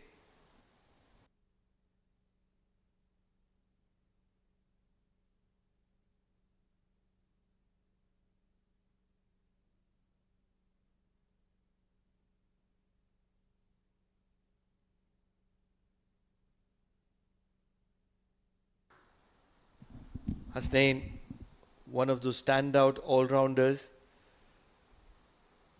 He's a big plus for the national side, but at the moment he's doing a big plus for Royal Oman Stallions, finishing off pretty well against Renaissance Challengers. Yusuf Manik, the left arm spinner for Renaissance Challengers, will have a role to play with the bat. And this is good cricket. Hustling for a single, they will get there. And that's what you need to do as a new batter. Come in, rush for a few singles, get that rush of blood, get that blood flow moving, and then you go for the big one. Very few time left to go for the big ones. At least with even the last ball, they can try for a maximum. That will raise to the score about 120 and 25. So rightly said by you, Jamil bhai. The thing is that if they just keep going for the big ones, the score stays pretty much similar. It doesn't move.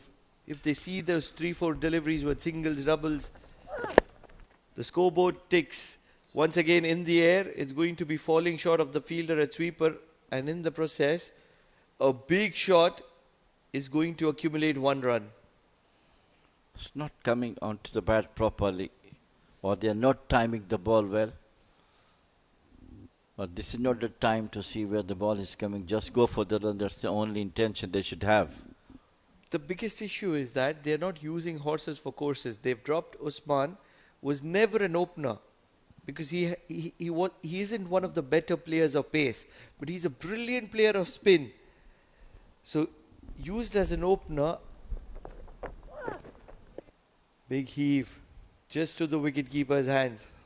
So used as an opener, and now on the bench, he was probably required at number 5, number 6, probably number 7 position to have those finishing touches. But this is happening in a couple of the teams in this tournament. The batting placement is not proper. Sometimes they send the batters who can bat brilliantly in the upper part of the game, but they don't come at number 6 and number 7. Today they have sent Asif Khan to come in to play his game, but he got out early. The problem is that they have to... The most important missing part of their puzzle is Sufyan Mahmood. He has to play a big role. He has to be that floater in that innings. Every time they lose 2 or 3 wickets and they're looking to build a partnership, that's where Sufyan has to be batting.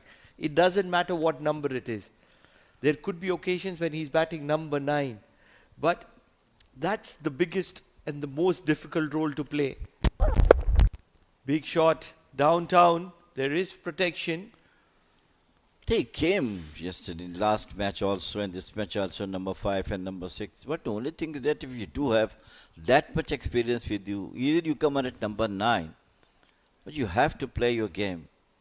Today also, in the last 3 matches, in 2 matches got off with the short pitch deliveries. And today the time for him to come and take the team along, he threw his wicket and went.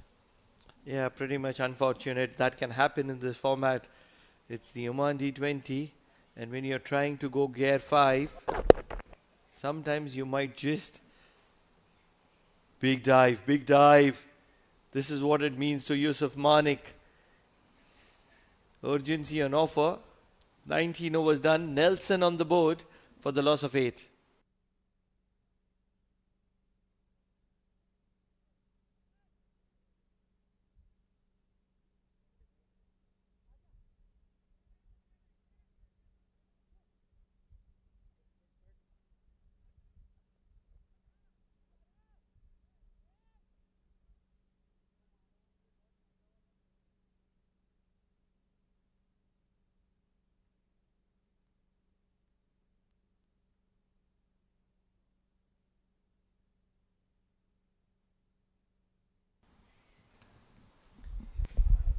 Amir needs to finish well, and through the cover region this should be an easy couple. Finally, we have seen 2 runs after a long time. This is going to be a game around 120 plus or minus 5. Do you think this can be a nail biter, or this is going to be a one-way traffic in the favor of Royal Oman Stallions? The only reason I say in favor is because I don't expect Royal Oman Stallions to be 70-80 bundled out. So either, in my understanding, it'll be a nail biter. Oh, this is going to be even more sorry. Yusuf Manik, who ran a marathon, he went around the world, and he's come back to his crease in the time frame that was extending the due course, and hence he will have to pay a fine in terms of his wicket. Well, talking about what you're talking about, I think Royal Stallions and Muscat Thunderers and Yalla Shabab, they do have the professional type of approach in their team. They kept the batters who are on their job, number 2, number 3. Look at that one. He missed it, and Yusuf down the wicket, came almost greeting hands with him, and a perfect throw ran him out. Not great by Chintan Kumar Ramanandi. Probably Yusuf Manik was going to ask for the well-being of the batter. Pun intended there. Looking for a big shot, Amir Shah. We did say that he's batting like a tail-ender, and that's a testament to it. If you see last year's performance from Renaissance Chennai, they were much better than this year. The couple of matches they won, and before last year they almost reached to the finals as well, if you remember. They're a good side. It's just that they're not gelling together. A lot of new players, Amir Shah being one of them. He's one of the best left-arm spinners that you would see in the Oman circuit right now. Slower delivery, doesn't get the bounce that Amir Shah wanted. He was just swinging the bat at everything. And as a result, Amir Shah is going to be having a very slow walk back to the dugout. But few positives. He would believe that if the ball did keep low, he's going to be advantaging with it as well. He know that he just came down the wicket and he was slower on the ball. He is a very intelligent bowler. Talking about Jitan Kumar Ramanandi.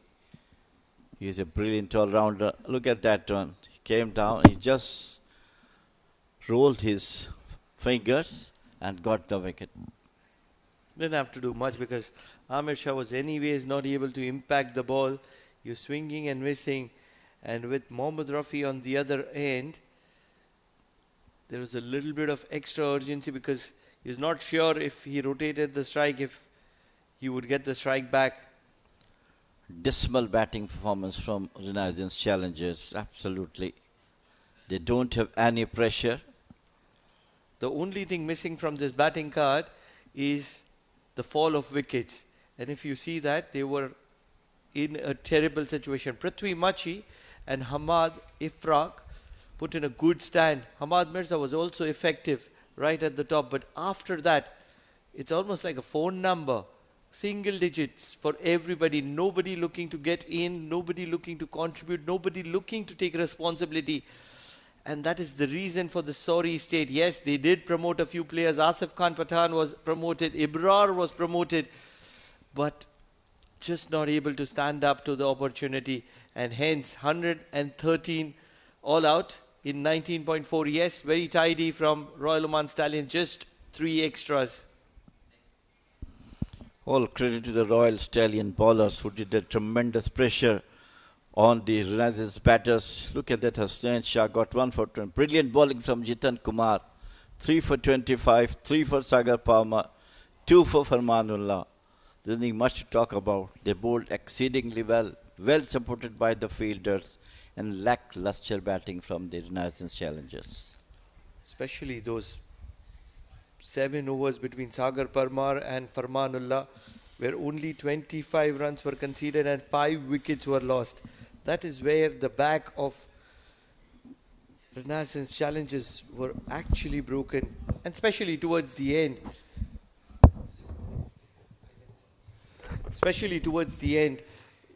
It was very disappointing. They came out swinging and they were swinging really well. That's where Sagar Parmar decided to castle the stumps on 2 occasions back to back, and all of a sudden Renaissance Challengers was looking like a very ordinary side. Hamad Afraq also made a good contribution. He was playing well and he was supporting Prithvi Machi pretty decently, and that's where a soft dismissal for Prithvi Machi, and then the wickets fell in a hurry. Everybody was looking to play big shots. Everybody was looking to make an impact. And that's where wickets were consistently falling. Jitan Kumar Ramanandi with his change of pace was very effective. And that's where consistent opportunities in the deep. Ibrar, after a struggle, long struggle, was also leg before.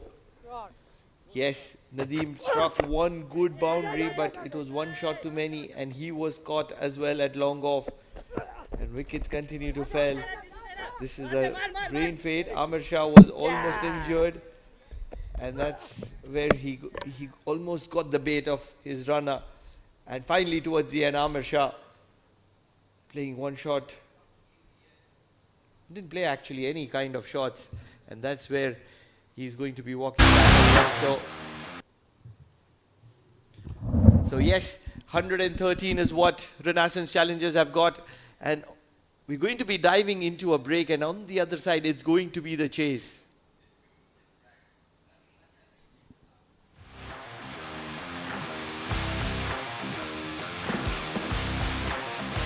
He has timed that one well.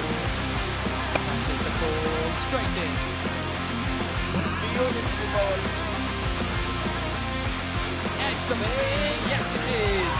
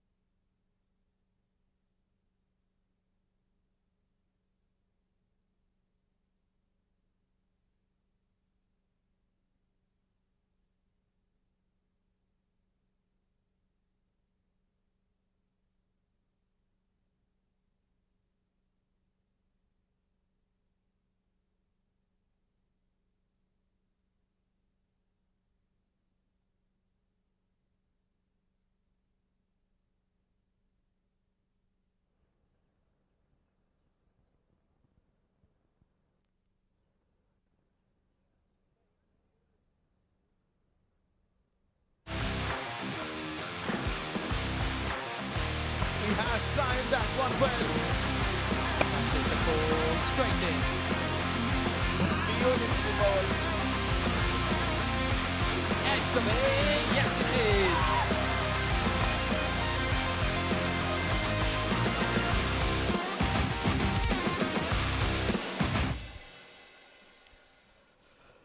Welcome back, and wouldn't be wrong in saying that Renaissance Challengers have surrendered their weapons against Royal Oman Stallions because they're very well placed at the 15 over mark, and towards the 19.4 they were all out for 113, probably 17 to 20 runs short of par.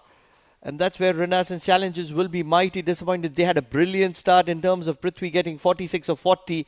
Hamad Mirza was effective, and so was Hamad Ifraq, the captain. 23 of 24 for him. But apart from that, everybody in a little bit of a too much rush. And that's where they fell short of something that was par. But when you're talking about the bowling efforts, it was the Royal Oman Stallions that were very effective. 3 wickets apiece for Jitin Kumar Ramanandi and Sagar Parmar. Sagar Parmar, the pick of the bowlers for the day. 2 wickets for Farmanullah, 1 wicket for Hasnain. But if you talk about the fall of the wickets, you would notice that it was the Renaissance Challengers that were 90 for 4. That's at 90 they lost their 5th wicket, and 6 wickets in a span of 23 runs. And probably, if I'm not making a mistake, they were around the 14th over mark or 13th or 14th over mark for 90. So 6 or 7 overs in hand, and they haven't been able to capitalize. Such as a sorry outing for Renaissance Challengers. They will be mighty disappointed, but no time for disappointment, as Muzassir Ali Qureshi joins me in the comm box, and it's the time for chase. A very good evening, Pranav, and I thought you'll be introducing me by saying day 5 final session. The final session is later tonight. That is where it's going to be nail biting. It's going to be a thriller. 2 champion sides locking horns. 11 overs, 82 for the loss of 2. And all they could manage is 101. 113. 113. So poor batting performance. They started off really well, but the sorry story continues for Renaissance Challengers with the bat in this tournament. Just 30 runs in around 9 overs that they had. That is what defines Renaissance Challengers' poor show, because there are few players who haven't come to the party for Renaissance Challenge. They are huge potentials. Rafi getting a good shape, raises his hands in delight, but it's only going to be appreciation from his teammates and not the umpire. And not getting that support from Hamad Mirza. Rafi, another new entry. For the first time, I'm watching this left arm swing bowler in action in D20, and he has been impressive, Pranav. Not express with the pace, but genuine wicket taker. He's been very good for Renaissance Challengers.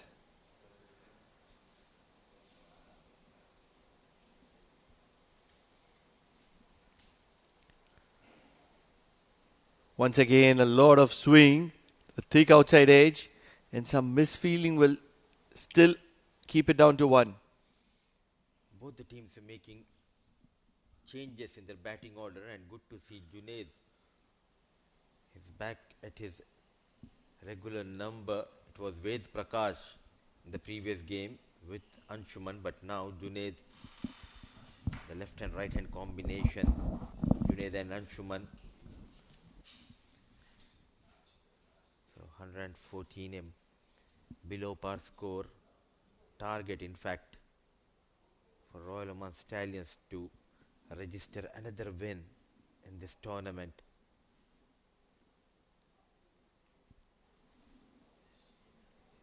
Now this lad, he needs to score big.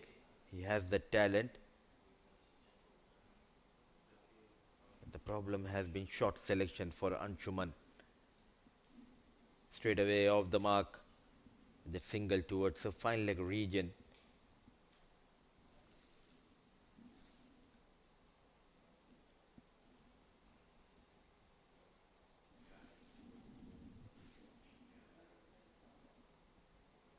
D20, Oman D20 at its best. Muscat Thunderers, Yalla Shabab, Majlis Titans, Royal Oman Stallions. They are having a wonderful tournament in contention for the top 2 spots. Late movement. Luckily, it goes past that wood of Junaid. The top 2 teams will make it to the grand finale of Oman D20. 6 teams participating. The likes of Majlis Titans, Royal Oman Stallions, Muscat Thunderers, Yalla Shabab Giants. They're all in contention for the top 2 spots. A lot of hard work needs to be done for IS Invincibles and Royal, in fact, Renaissance Challengers, to give them a chance to go up the table. It all needs to start from today, from here onwards for Renaissance Challengers. If they want to make it into the top 2, they need to start winning the games. A brilliant start by Rafi. A boundaryless, a wicketless over so far, keeping things tight. Day 5, do you think 114 on the board can be defended? Are you giving them a chance? Short and wide, doesn't get any bat onto that. We will discuss more about it in the next over. 1 over done, 2 for no loss.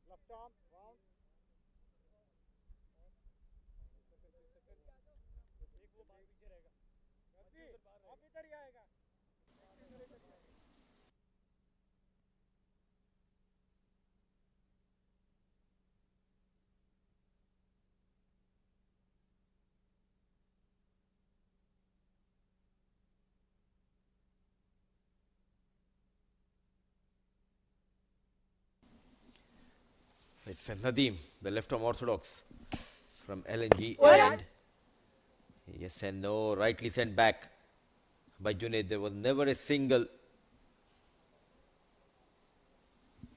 For the first time in this tournament, Nadeem has been introduced in the power play by captain Hamad.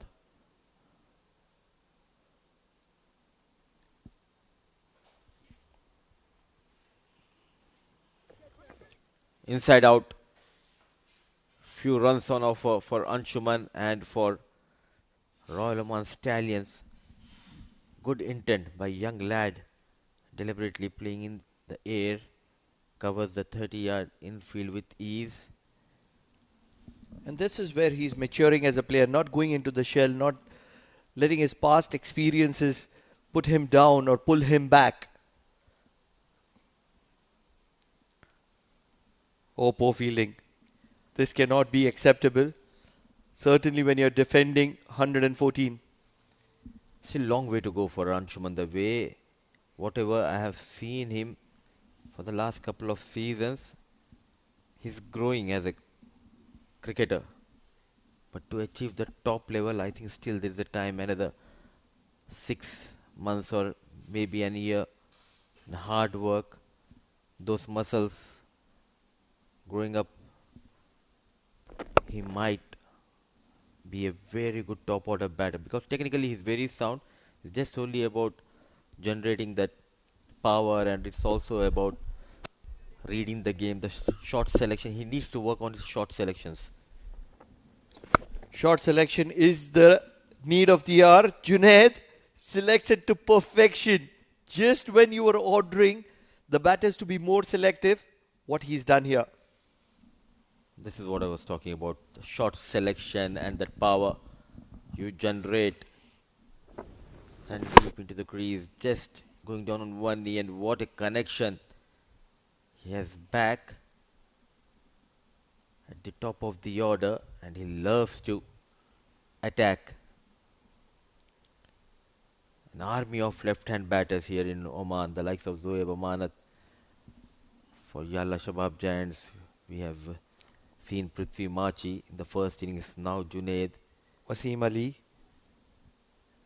Amir Kaleem, Amir Kaleem. top of the order. The youngest of all.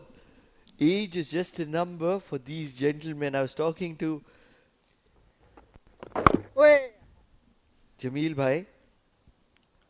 Few people whom I want to mention, age is just a number for them. Amir Kaleem. We are talking about Mohammad Nadeem. We are talking about Munis Ansari. We are talking about Jameel Zaidi. 4 people. And one of the famous and well-known commentator from Pakistan, Urdu commentator, he used to say whenever a player with vast experience, overage players playing the game, he used to say, Darzi jab tak jiyega, tab tak siyega. Very well said. Darzi jab tak jiyega, tab tak siyega. Very well put by Mudi Bhai, one of the senior statesmen in the com box. But all the fun said and done. 2 overs, 11 for none. Royal Oman Stallions are fighting a battle here. Dancing down the track, and what a shot is this from Anshuman Prasanna. With this shot, I can say that Anshuman Prasanna, after 2 years of time in Oman, has finally arrived to the Oman Cricket Academy. Brilliant hit. The youngster taking on Rafi. Previous over, he saw from the other end that movement. That is the reason he came down the track just to cut that angle, and what a connection. Got that elevation as well as the distance. Brilliant hit. The first maximum for Anshuman in this innings, and definitely this will boost his confidence. This is my point to the world, the people who are listening to me. If Rahul Dravid was born in 2025 or was in this era, he would not be as valuable as he was in the 1990s. That was the need of the hour at that point of time. But when you are, beautifully open the bat, using the pace of Mohammad Rafi between, bisecting to perfection. Probably a mathematician would be envious of Anshuman Prasanna at the moment. This is classic. Excellent. Oh, I'm loving this. We are watching this modern day cricket, but still these kind of shots exist in the shorter format. Pure class, pure timing, excellent placement. This is butcher to craftsman. Excellent stuff. For the first time, he might have won a few Man of the Match awards, but for the first time, I am enjoying the batting of Anshuman Prasanna, and I don't want to jinx it, touch wood. This is what I was about to tell you, Pranav. Solid defense. Very well managed. A young Anshuman. This is what I like about the youngsters. The management giving them opportunity time again and again, putting the trust in them. And this is how you build a future for your nation. And these budding cricketers are the future of Oman. Very well done, Anshuman Prasanna. Take a bow here. Started as a butcher and started to weave those needles in the thinnest of gaps ever possible on the ground. I was talking about the short selections of Anshuman, but good to see so far in this innings. Look at that late thumka from Anshuman. Waited and waited. The last minute adjusted quite well, not trying to hit it hard. Beautifully managed. And the most important part is, if you see that shot again, he was in complete control of it. He watched the ball go from the bat. And that's where it is even more special. Complete control. Look at him turning around, looking. Have I put it in the gap? Yes. This is vintage stuff from the young sensation. And then he finishes off in style, watchfully. This is good stuff, really good stuff. And today he's driving like a pro there. Look at those beautiful drives. Though no on the previous one, but nicely managed. Middle the ball properly. This is your day. You got off to a very good start.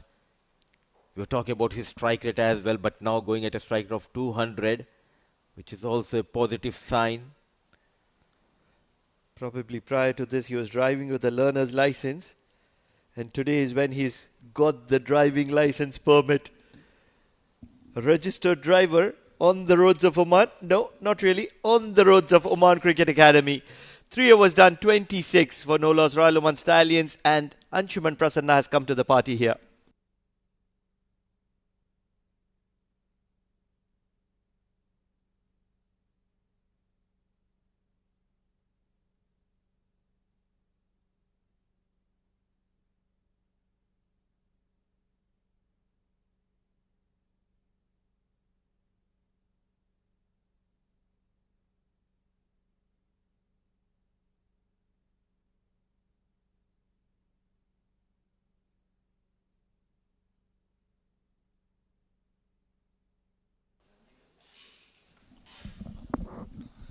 Anshuman Prasanna.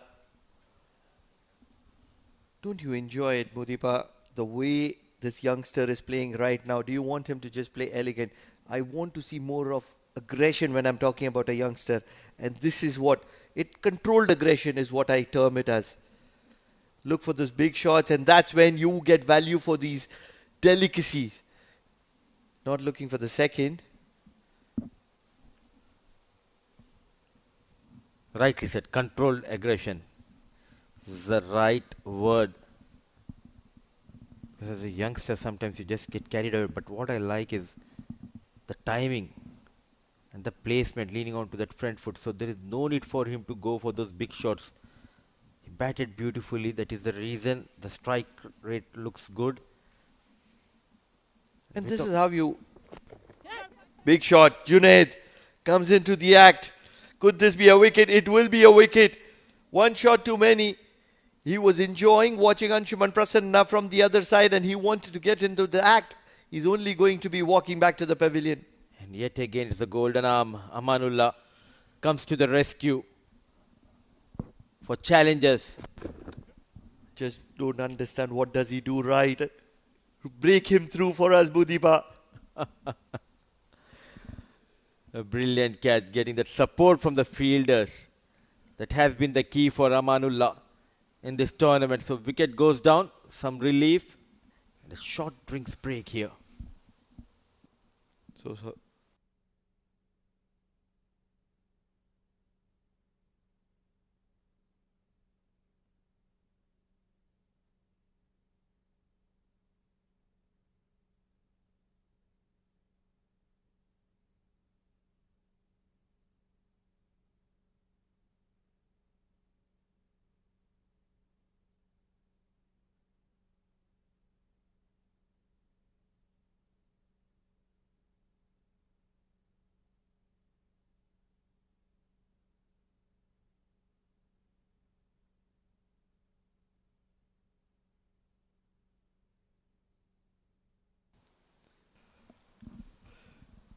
Karan Sonavle comes to the middle.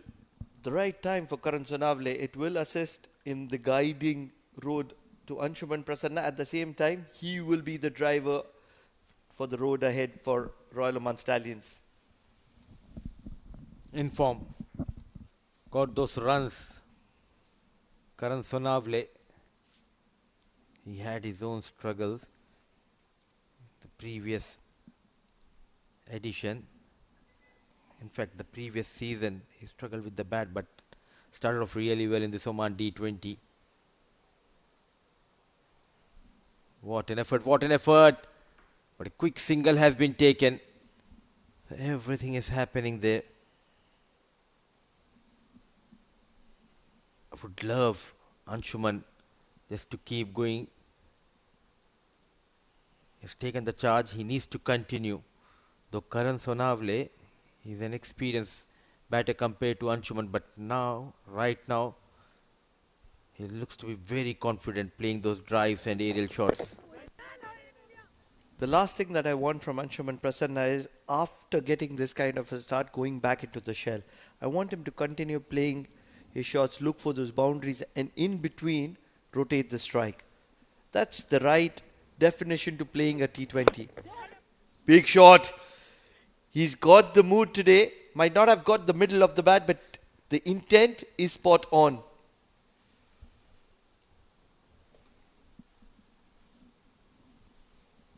Four overs done, 29 for the loss of 1.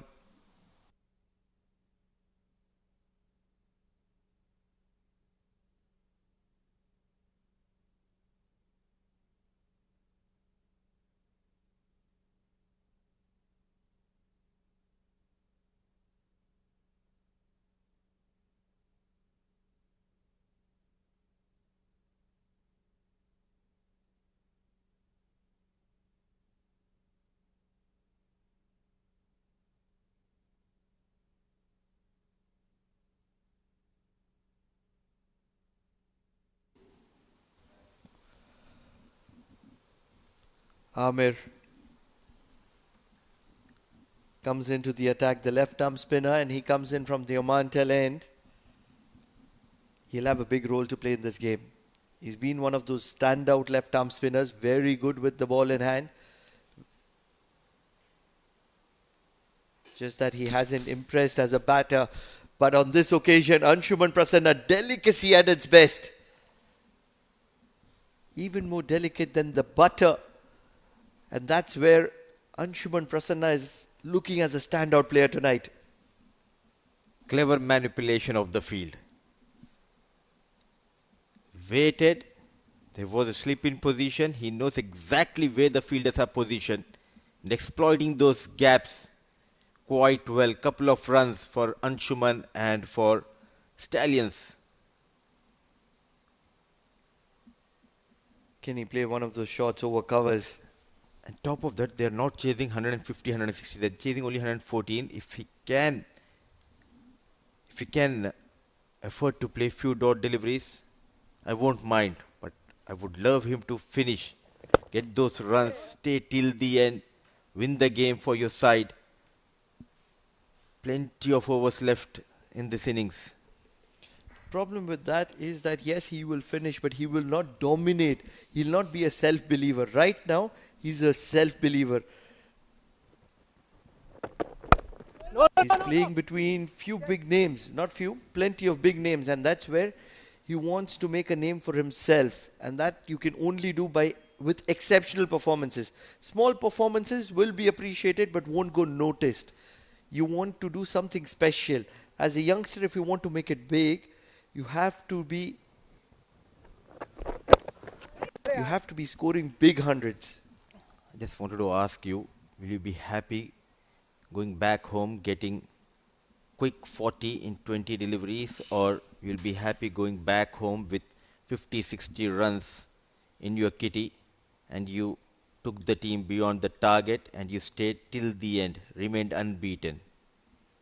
I'll give you the perfect answer. And that's going to be in the next over because Karan Sonavle has dispatched Amir over mid-wicket for a maximum. That was the short ball. Karan Sonavle had all the time in this world to rock back, have a cup of tea, and probably say thank you very much and appreciate the short delivery from Amir Shah as well. This is incredible stuff. What wonderful batting from Karan Sonavle. He's the man in form and he's enjoying striking and striking at will. He's continuing to do that. With that, it's going to be change in voices. It's going to be Amin Wagle and Jammy Boy, the young sensation, who is going to be continuing for the next 5.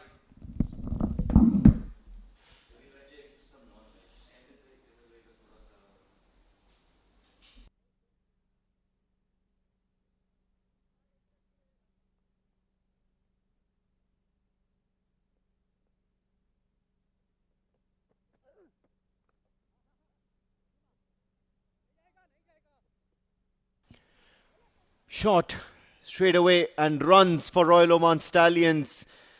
This is still the power player in the second innings, and at the moment Alevur Anshuman Prasanna seems to be dominating this power play. Have a look at that. Amanullah Rafiqi just putting it in the slot, rocking onto the back foot, and what a brilliant cut shot here from Anshuman Prasanna. Not even Nadeem, who's quite nimble on most occasions, could stop that one reaching the boundary ropes. Joining me in the comm box is Jamil Zaidi, and it's been an absolute classy performance from the youngster Anshuman Prasanna. Absolutely spot on. Yes, first time I have seen him, though he played couple of matches. The only thing I got, he played with confidence. Oh, didn't score much. Oh, speaking of confidence, have a look at that now. He certainly seems to be in a different mood altogether now that he has those runs behind his back. On the other hand, now Karan Sonavle on strike. Experienced Karan Sonavle. But I'm really impressed from Anshuman today. He's really playing a gem of an innings. This time tried to sweep it. The straighter one from Manula. You got to decode Amanullah Rafiqi. He certainly seems to be that man with the golden arm, striking and, taking wickets at regular intervals. He's got nearly 5 wickets as of now, and no one seems to understand how he's able to purchase those. Mystery bowler. Huh? Action is like that. As I was talking to you yesterday also, to Nick Combo, that is action is a bit confusing for the batters. Yeah, well, absolutely. For me, it's the style there. Look at his hat. I mean, like his cap, it's at the back. Oh, big shot.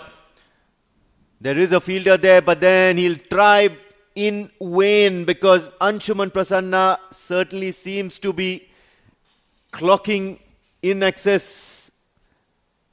He is overspeeding here for the Royal Oman Stallions, looking to reach that target in a hurry. End of the power play, end of the 6th over. But Anshuman Prasanna does not seem to end his 6 hitting form here. What a brilliant strike that one is. Syed Amir Shah not managing to latch on to that one, resulting in 6. Royal Oman Stallions 50 for 1 after 6 at the moment.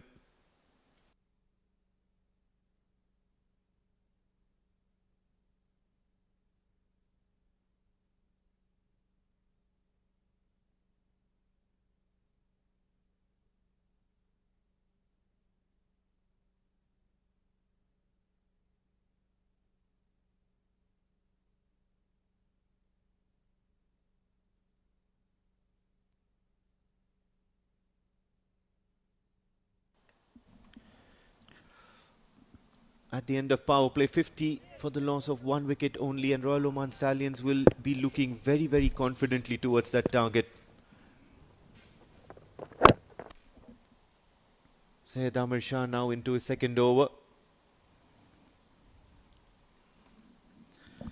On the lighter note, what Mudassir was saying, Dasdi jab tak siyega, jab tak jiyega. We have a person here in our Oman cricket, Ahmed Bhai, is always like that. Always active, always playing cricket, whether it's a tape ball cricket, whether it is a hard ball cricket, you will see him everywhere.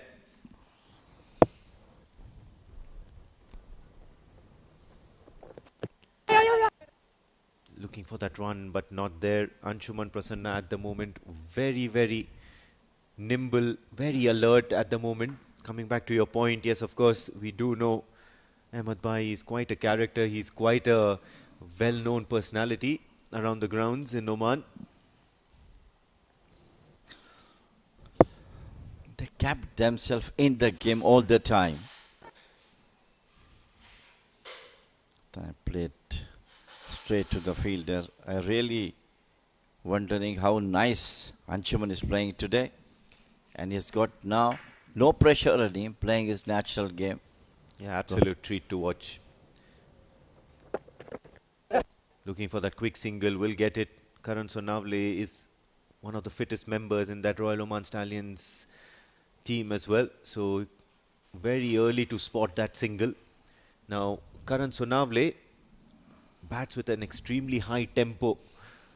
His approach is something that matches what Anshuman Prasanna is doing at the moment.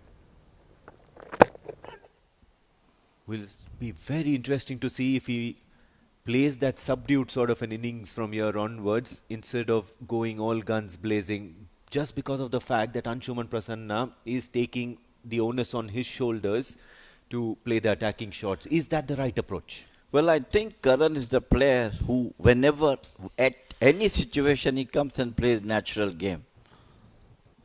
Not bidding apart this match. This time, once again, down. Look, talking about that one. Look at that one. It was the, once again, dropped catch at the deep long off.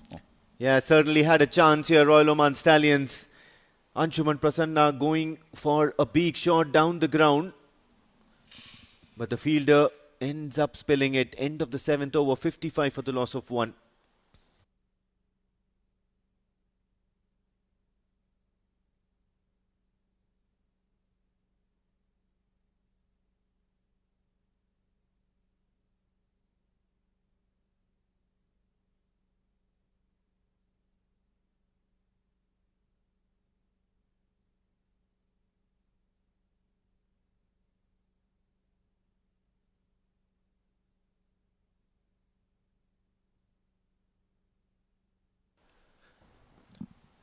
Seven overs up, 55 for the loss of 1 wicket, Royal Oman Stallions.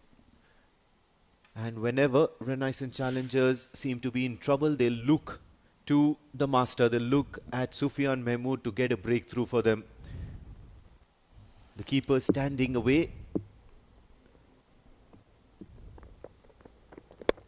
Yeah, Karan Sonavle just does a deft touch towards the fine leg boundary. He'll manage to get a couple of runs here. So some fine-tuning in the field necessary.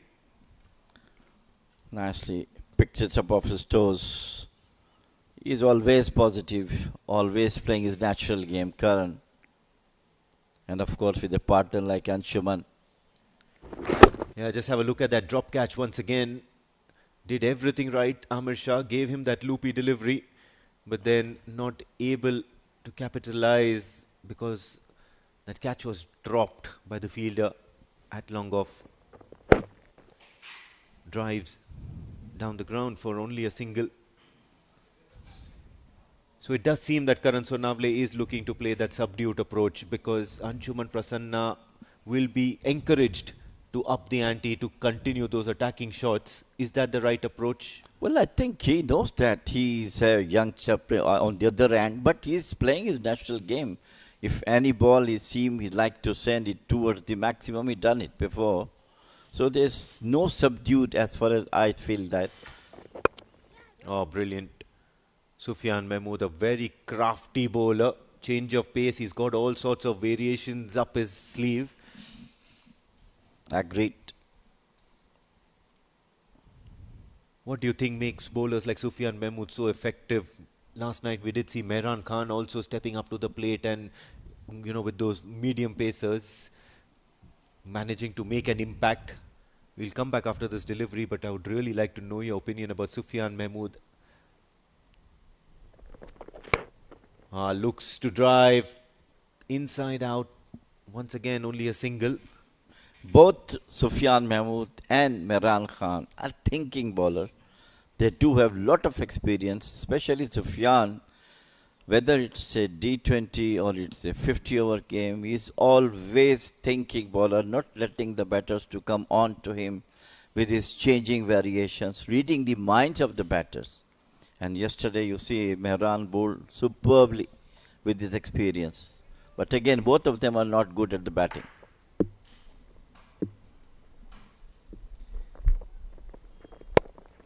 Once again, looks to drive. A little bit of yes and no. Karan Sonavle rightly sending Anshuman back from the to the non-strikers end. Well, they're certainly decent batters, though. It's just that this tournament they've not stepped up to the plate and got those kind of runs. Yeah, this is what I mean to say, that they are most experienced players, played so many years with the national team. But anyhow, it's all part of cricket we have to talk about. Looks to pull, but Not able to get hold of that one. Nevertheless, they'll get a single to end this 8th over from Sufyan Mahmood. A tidy over from Sufyan Mahmood, as a matter of fact. 60 for the loss of 1. Royal Oman Stallions after 8.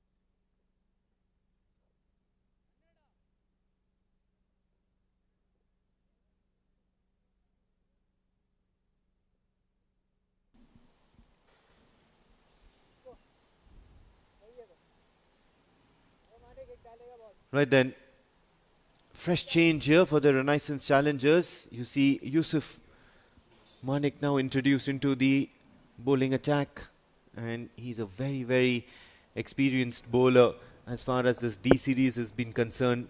He's been employing his trade for a different team all this while. First time for the Renaissance challengers. Straight away, Karan Sonavle now looking to take on Yusuf Manik. The fielder far away, so a couple of runs now to the name of Karan Sonavle. Yusuf Manik is also a very good bowler. He's got a lot of wickets in this tournament in the last season also. But I think this is the first game he's playing for Renaissance in this tournament so far. Cuts. Only a single though. There is protection out there in the deep, so this is a well thought out field as well for the Renaissance challengers. They've kept the fielders in that particular positions where you're not allowing boundaries, but then they'll have to seriously think about their options as far as the catching positions are concerned. Oh, this time he plays up in the air and straight into the hands of the fielder at gully. Finally looking to play the one extra aggressive shot. Anshuman Prasanna will walk back dejected to the pavilion, but then he'll have to hold his head high. He'll have to feel proud about it, and I'm sure that the Royal Oman Stallions dugout will ask him to do so, because this was a well-crafted innings. Well, that was outside the off. He can easily put it up as a cut, but he tried to play it over the fielder, got an edge, and he is back to the pavilion. A well-played 39 of 29 deliveries. 63 for 2 Royal Stallions.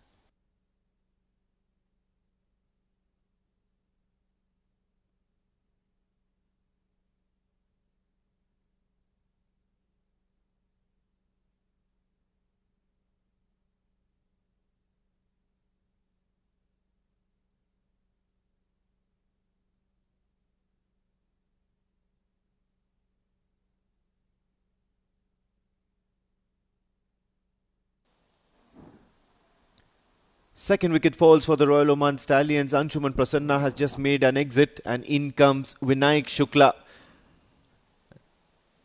And he is an attacking batter in his own right as well. So the onslaught should be looking to continue for them as far as Yusuf Manik is concerned. So a debut wicket.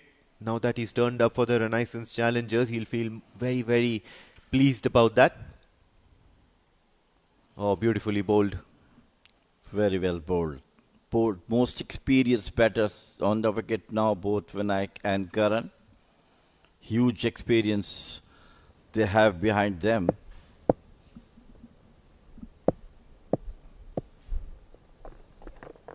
Looks to work it around for a single, will get it as well. Karan Sonavle responded. Vinayak Shukla immediately takes off. Fairly decent over at the moment now. All of a sudden you see Royal Oman Stallions 64 for 2 and nearing that 10 over mark. You would still be wary that another wicket over here or another quiet over and things will be looking jittery.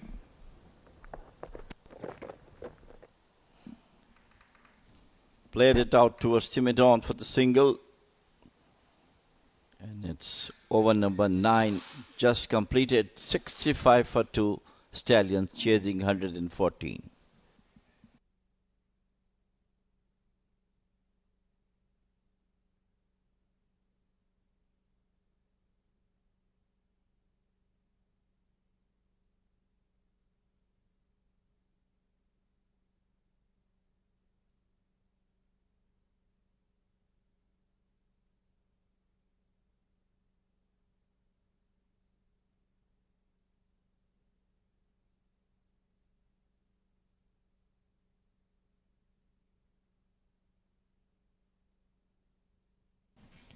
Sufyan now for his second over. The first over was pretty decent. Soft appeal, but I believe there was an inside edge.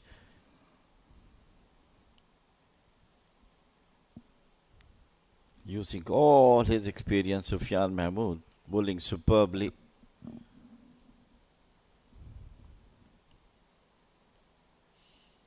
That is a very sorrow figure for Renaissance. I mean, they do have a very, very good team, but not coming up in this tournament so far. Yeah, as a matter of fact, still looking for their first points on that table as of now.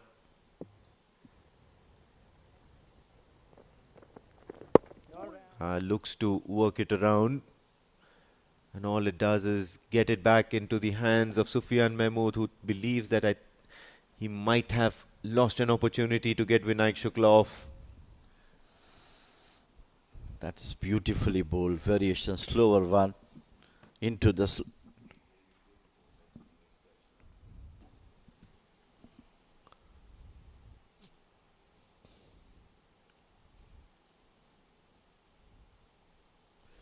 Sufyan Mahmood once again. Now they'll run for that single. So getting another run to the total, adding another run to the total. At the moment, Royal Oman Stallions wouldn't mind just keep ticking along for singles. What they'd really mind is if a wicket goes. Have a look at that once again. Oh no, just a bump ball. But then he certainly had him in trouble for a little bit. Surprised him with that delivery. That's a beautiful one. Even Sunil doesn't understand what sort of ball it was. Cuts. Oh, it was in the air for a fair bit amount of time. Very close. Bouncing just before Yusuf Manik.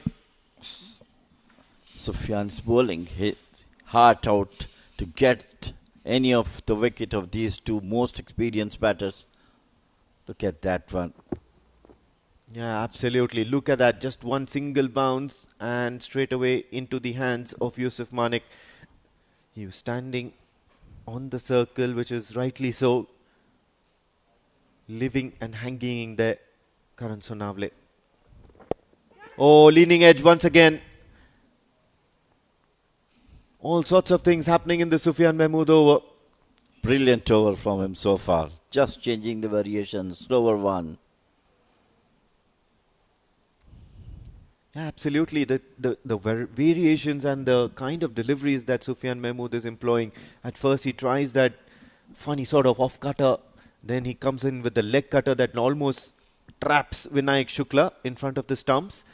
And then the one that goes away, a quicker one.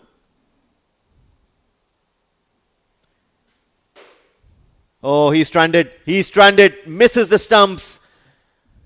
Karan Sonavle was halfway down the pitch looking to take a single. That wasn't. And survives. And somehow or the other, Royal Oman Stallions are still on status quo. What a brilliant over by Sufyan Mahmood. Just 3 runs from it, from his second over. And 68 for the loss of 2 wickets at the halfway stage. The Royal Oman Stallions, as the players now head out for a short break here and a breather.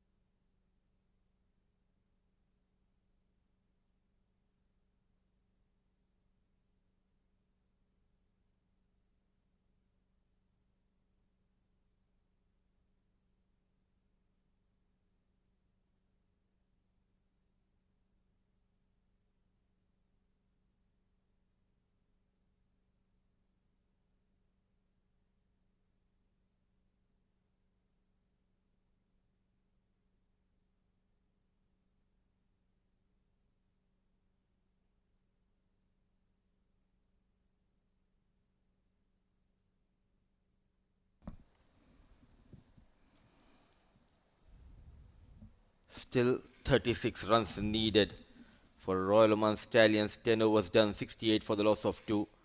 Vinayak on 2. Karan Sonavle on 20.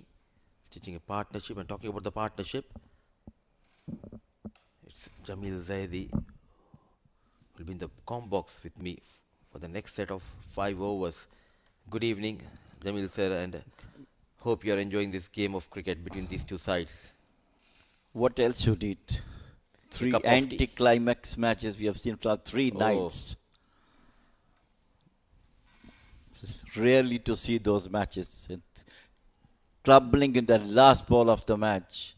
And not only once, 2 matches consecutively in 2 days. Absolutely fantastic to watch and to come also.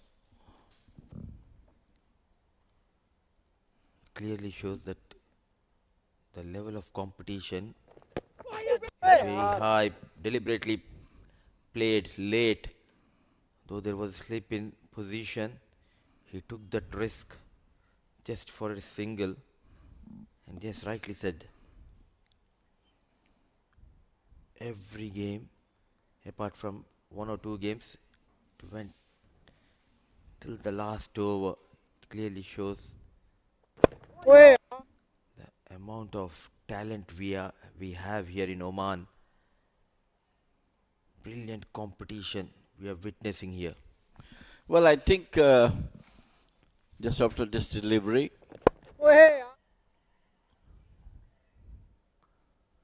goes for 1. I think credit goes to Fancode also for providing this D20, D10 and D50 to this part of the world. And we have got lots of new young chaps up coming up playing those T20, D20 cricket. And it is helping the national team also. You have a very good backup on hand. A loud appeal for stumping. Getting some turn. The lights are on. Nadeem wicketless.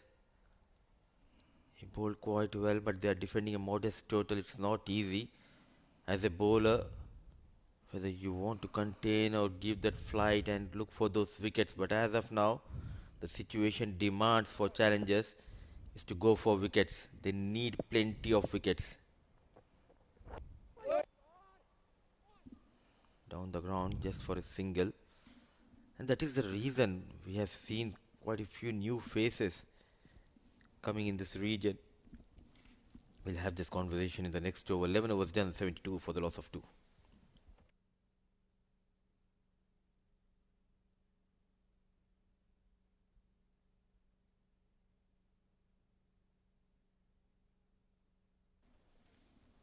So top of the order, runs for Elevur Anshuman. 39 of just 29 balls. Karan Sonavle, he is looking good. He's anchoring this chase quite well. 22 of 20 balls. Vinayak Shukla.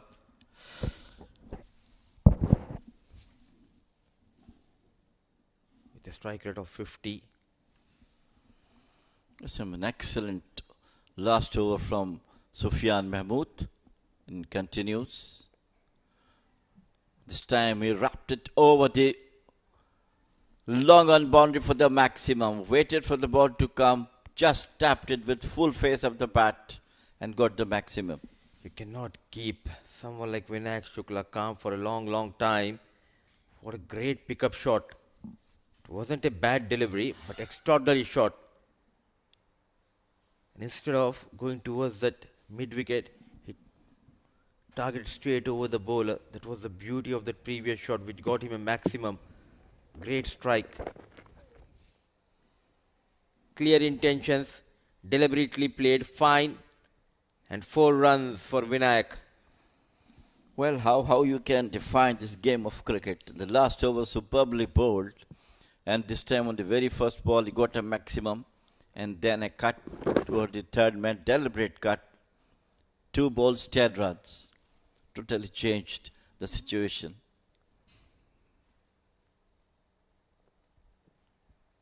Before this over, he bowled quite well, but the likes of Vinayak Shukla is playing with that line and length of Sufyan. A clever piece of batting. Inching closer to the target of 114. Excellent. Brilliant. This is what we have witnessed in the previous game as well, when they were chasing a target of 130 odd runs. There was a partnership between Karan Sonavle and Nadeem. Nadeem anchored that innings. All he did, rotating the strike, and in between got those odd boundaries. This is all cricket about. It's not just to hit one or two, then go back into the dugout. You need to come out with a plan. Yeah, of course, yes. I mean, they do have a professional approach to the game, as I've talked to you so many times on that. These two teams, Muscat Thunderers, Yalla Shabab, and Royal Stallions, they do have that professionalism in their team. They know the situation. 129 runs you cannot chase, 114, 17 runs you cannot chase. And this time 113, but they come with a good approach, positive mind, and almost make the things easy for them. Especially Anshuman played a superb knock of 39. The moment he came, intention was there that he's going to attack the bowlers, and he did that one.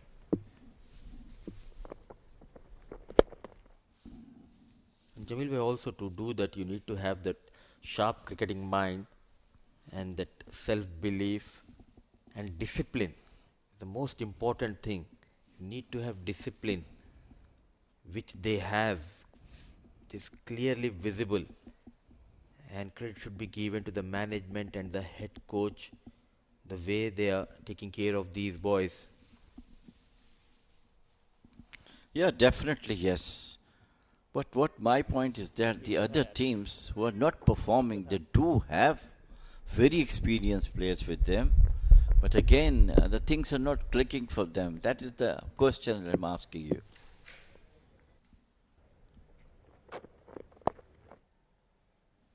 Oh, wonderful. Brilliant.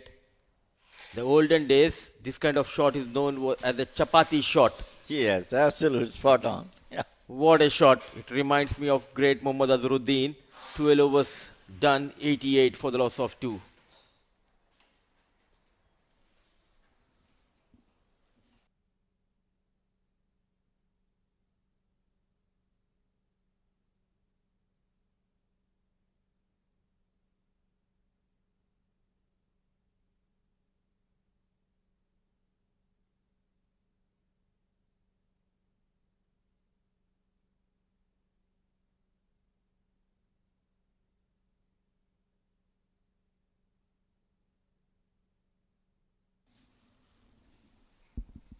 Got plenty of runs in the previous over. From 2, he jumped to 19. Got 17 runs against Sufyan Mahmood. Vinayak Shukla in the previous over.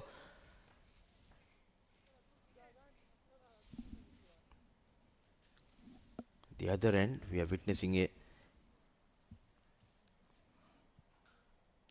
composed knock from Karan Sonavle. He's back in form. That is the good news for Royal Oman Stallions.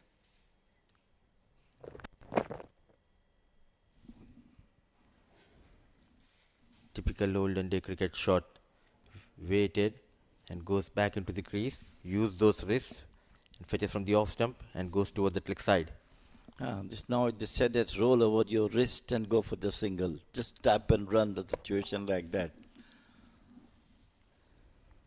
We talk about wrist. The first person comes to my mind is Mohammad Azharuddin, who was a wristy Before player. that, Zahir Abbas. But I haven't seen Zahir Sir batting because wristy, one of the best wristy batters of all the time. In the air, and Sufyan makes no mistake. Karan Sonavle, who was looking good, just played one false shot here against Nadeem. A top edge and straight into the hands of Sufyan Mahmood. He's just top edged and straight to the waiting hands of Sufyan Mahmood. Good ball from Nadeem. It was going away from the batter and got an edge straight to the Sufyan Mahmood. So wicket number 3 for Royal Stallions.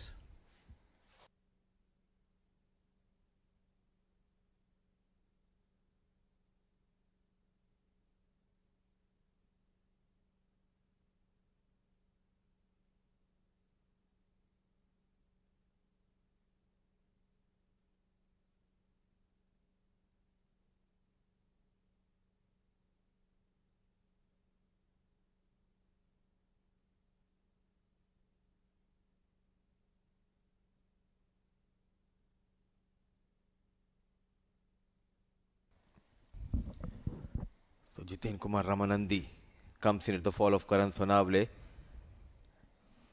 17 runs in the previous over definitely will hurt challengers, though they have got a wicket. Nadeem, calm and composed. 17 runs, a wicket to his name. Yes, I mean, that last over was not very good for him, but finally got the last say, got the wicket. And in comes the Jiten Kumar Ramanandi, one of the best all-rounders we have. And in between, thanks to our statistician, Amin Wagle, helping us with the numbers. I'll come back to that in the next over. A gentle push, first run for Jiten Kumar Ramanandi, 93 for the loss of 3, 13 gone.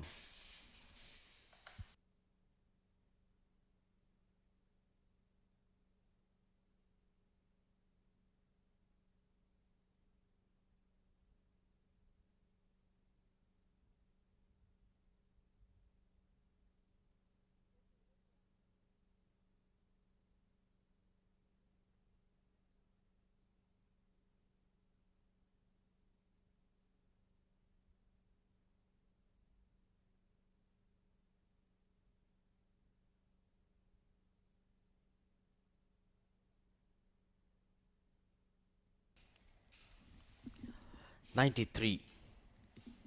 3 wickets down. The going has been good. The backdrop, you can see Pranav Mehta taking those stairs, coming into the com box. Slow, steady walk from Pranav. Driven nicely, but half stop, but could not stop that single. So talking about the stats, as I was mentioning, we were helped by Amin Wagle, and we came to know that Karan Sonavle stands at number 2 position when it comes to the batters with most runs so far in this tournament, and with an average of 43. In the air, deliberately lofted over that mid-off, a maximum. What a hit. Adjusted himself the last minute. He knows exactly where the fielders are. 100 comes up for Stallions. Yeah, it was a loopy delivery and nicely dealt over the long off boundary for the maximum. He waited for the ball to come, and look at that. And then finally slanting the bat over to the long off for the maximum.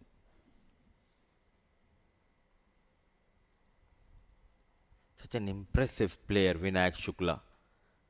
We have seen the rise of Shukla here in Oman.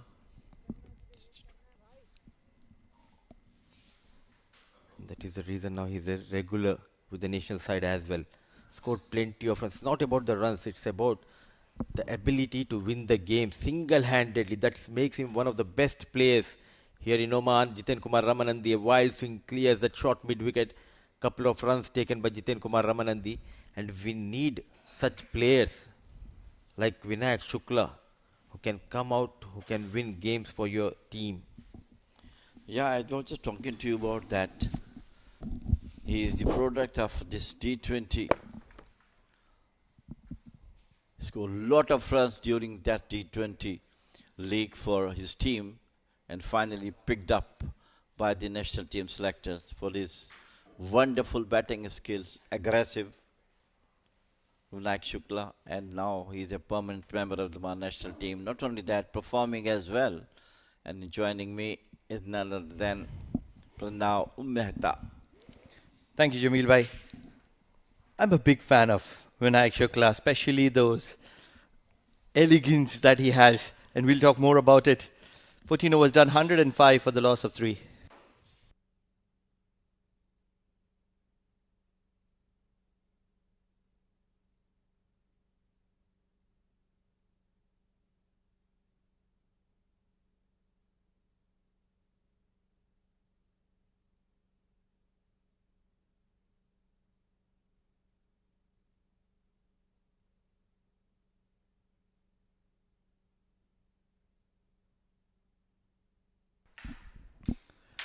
They'll be looking to finish the game in this over to boost their net run rate, and that's something on offer from Vinayak Shukla. It doesn't matter if there is an urgency needed or not. He's always in an urgency. Superbly played. Coming down the wicket. Picked the gap nicely over the extra cover. Very, very intelligent cricketer. Vinayak knows the situation as and when he comes. I like the way he comes, whether the pressure is there or not. He plays his natural game. That's the quality of a couple of the players in this tournament. Will be required to reload. I was just telling to one of the senior cricketers 5 minutes back that with time you will be able to learn to finish games. But urgency is something that you need now. Decision not going in favor of Renaissance. Wonder what they were appealing for. At the end, everyone can smile. Those days gone when the pressure technique used to be on the umpire. They've just got better by the day. This is going to go to the boundary as well. Believe it or not, it come from the bat of Vinayak. He was only looking for a single in my understanding, but the perfection placement so good that boundary is going to be concluding the game for them as well. Vinayak Shukla takes a sigh of breather. Finally amongst the runs, he was coming top of the order and not getting runs, and finally he comes down and here's what he does. Just opened the face of the bat and it beat the fielder at cover point and ball went through to the fans and also to bring victory for Royal Stallions. What a side Royal Oman Stallions is turning out to be. I asked Mudassir Ali Qureshi earlier in the day that which is the side that impressed him the most. Yalla Shabab is one of them. For me, it is Royal Oman Stallions. With the way they make their decisions, yes, Prashant, one of those highly recommended coaches in the domestic circuit, very reputed. He's a big name. People from India would recognize him. PC is what he's called. But what a side. He's really taking the teams together, keeping combination together, making the teams a team. And that's the result why both the teams under him, Royal Stallions and Yalla Shabab, was doing wonders in the domestic cricket. Royal Oman Stallions, one of the standout sides, in my opinion, one of the champion sides, alongside Yalla Shabab and Muscat Thunderers, another two good sides, but the balance, the composure, the spread of Royal Oman Stallions is at a completely different level. And when it is led by Mohammad Nadeem, a man with probably 100 kilos of eyes on his head, he's as cool as a cucumber. No, he's cooler than a cucumber. Overcast conditions, doesn't matter. Rain gods have decided to stay away and not be a disturbing factor. Looking at the batting card, it is only Anshuman who got 39 of 29 and Karan Sunawale quick fire 26. Vinayak Shukla just 19 balls. He faced 36 not out. And Jiten Kumar Ramnandi 5 of 5.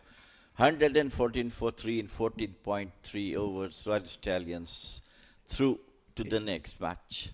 It is almost a dominating victory from Royal Oman Stallions against the struggling Renaissance Challengers. Wouldn't be wrong in saying struggling because Renaissance Challengers, after those close defeats, they've been a very, very disappointed side and they're still trying to recover from it.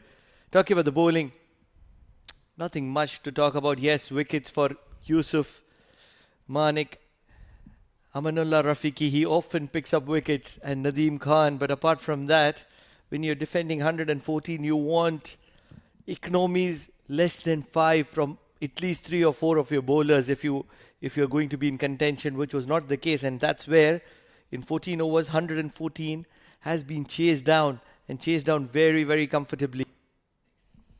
Yeah, of course, it's totally professional approach from Royal Stallions. I mean, they know that the load total is low, but they kept their head on, trying to play their natural game, and finally won the match. Very impressed from the young sensation, Anshuman. And this is how it panned out. They all came with some intent. And this is where Anshuman was Anshuman was very, very good. Very controlled, and he was looking to score runs at will. His partner was also striking and striking well. And Anshuman, one shot too many, might have lost his wicket, but not before he had done all that destruction. In walks Vinayak Shukla, who immediately states that I want to conclude and complete this match as soon as possible. Sufyan Mahmood tried his level best but didn't work out. This time brilliantly played between the two fielders, and that is the one got top edge and was out at the short mid wicket. And then again it was a full-blooded maximum from Vinayak, and this time the last victory shot from Vinayak just going through the cover point boundary for 4. That last shot from Vinayak Shukla states the kind of quality player that Vinayak Shukla is. Every time the ball goes past his bat, it is very, very, very special. So match summary, Innings Stallions won the toss and elected to bat. Couldn't do good for their team. 113 all out with Sagar Parmar. Got 3 for 15. Excellent bowling from Jitan Kumar. 3 for 25 and Farmanullah 2 for 10. Chasing 113. It was a professional approach from the Royal Stallions. They won the match by 7 wickets with Anshuman batting very well in the couple of initial overs, 39 of 29. Vinayak Shukla remains not out, 36 of 19, and Karan Sunavle 26 of 25. Royal Oman won by 7 wickets. 7 wickets, but the most important factor is going to be with 5.3 overs to spare, and that's where this is a dominating affair from Royal Oman Stallions. We'll take a short break from the comm box. On the other side, it's going to be the all-important presentation.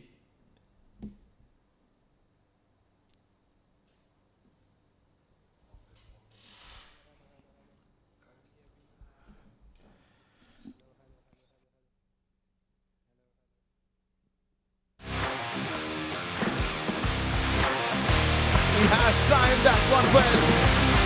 Catches the ball straight in. Beautiful ball. Edge of it. Yes, it is.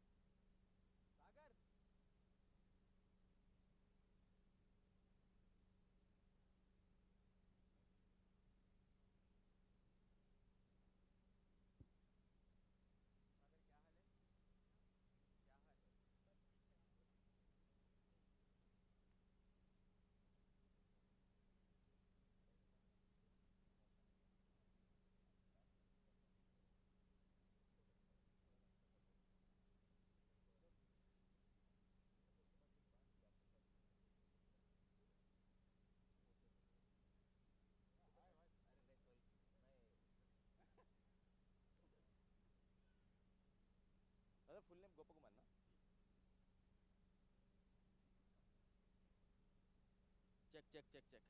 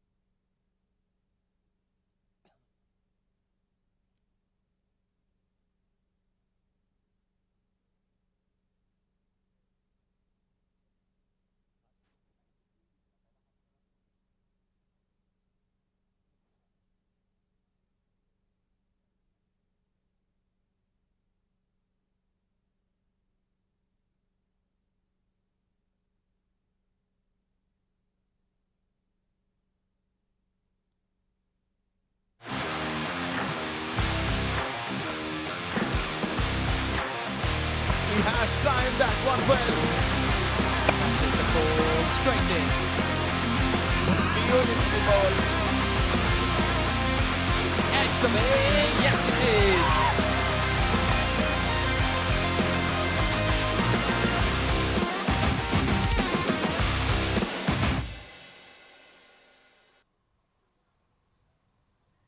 Another brilliant outing for Royal Oman Stallions here in Oman D20 as they outplayed and outshined their opponents, Renaissance challengers, to register 3 wins in a row after losing the first encounter of this tournament.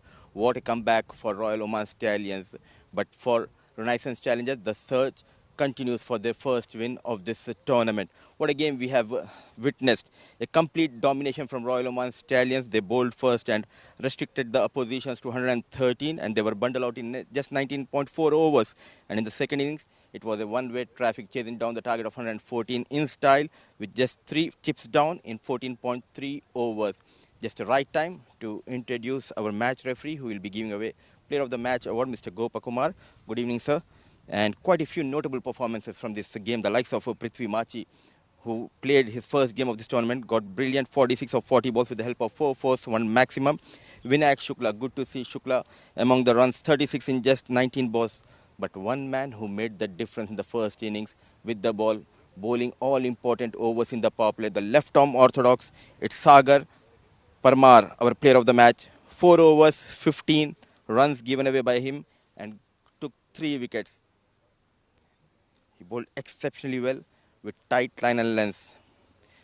Congratulations, सागर और क्या comeback, क्योंकि पहला match आपने खेला था, गेंदबाजी करने का मौका नहीं मिला, लेकिन जब जब आपके हाथ में गेंद है आपने तबाही मचा दी. कैसा फील कर रहे हैं? जी बहुत अच्छा फील कर रहा हूँ. जिस तरीके से पहले मैच में हमारे में बॉलिंग नहीं आया था, उससे हिसाब से हमने ऐसा लगा और दूसरी बार मैं ये कर सकता हूँ. और दूसरे मैच में मेरे जब भी मुझे मौका मिला मैंने अच्छी बॉलिंग की और कंटिन्यू ऐसे मैं करता रहूँगा. कितना बैकिंग मिलता है कैप्टन और कोच से, क्योंकि काफ़ी टाइट लाइन लेंस पे आप गेंदबाजी कर रहे हैं? जी मुझे बहुत अच्छा बैकअप मिलता है और अच्छा सब लोग एक साथ होके सब बॉलिंग करने का मौका मिलता है तो और सब चीयर अप इतना करते हैं तो हमें अच्छा करने और अच्छा करेंगे आगे. बढ़िया मैच रहा आपके लिए. किसे आप डेडिकेट करना चाहेंगे? जी मेरे फादर से डेडिकेट करना चाहता हूँ. First match is my father. चलो माशाल्लाह, बहुत बहुत मुबारक और उम्मीद करेंगे आने वाले मैचेस में इसी प्रकार से परफॉर्म करें. Thank you so much. Well done, Sagar Parmar. And that's all we do have from the sidelines and post-match presentation. But there is one more game lineup. Muscat Thunderers, they'll be taking on Yalla Shabab Giants. So stay tuned.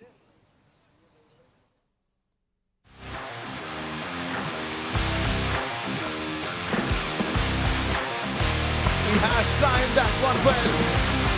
Catches the ball straight in. Beautiful ball. Edge away.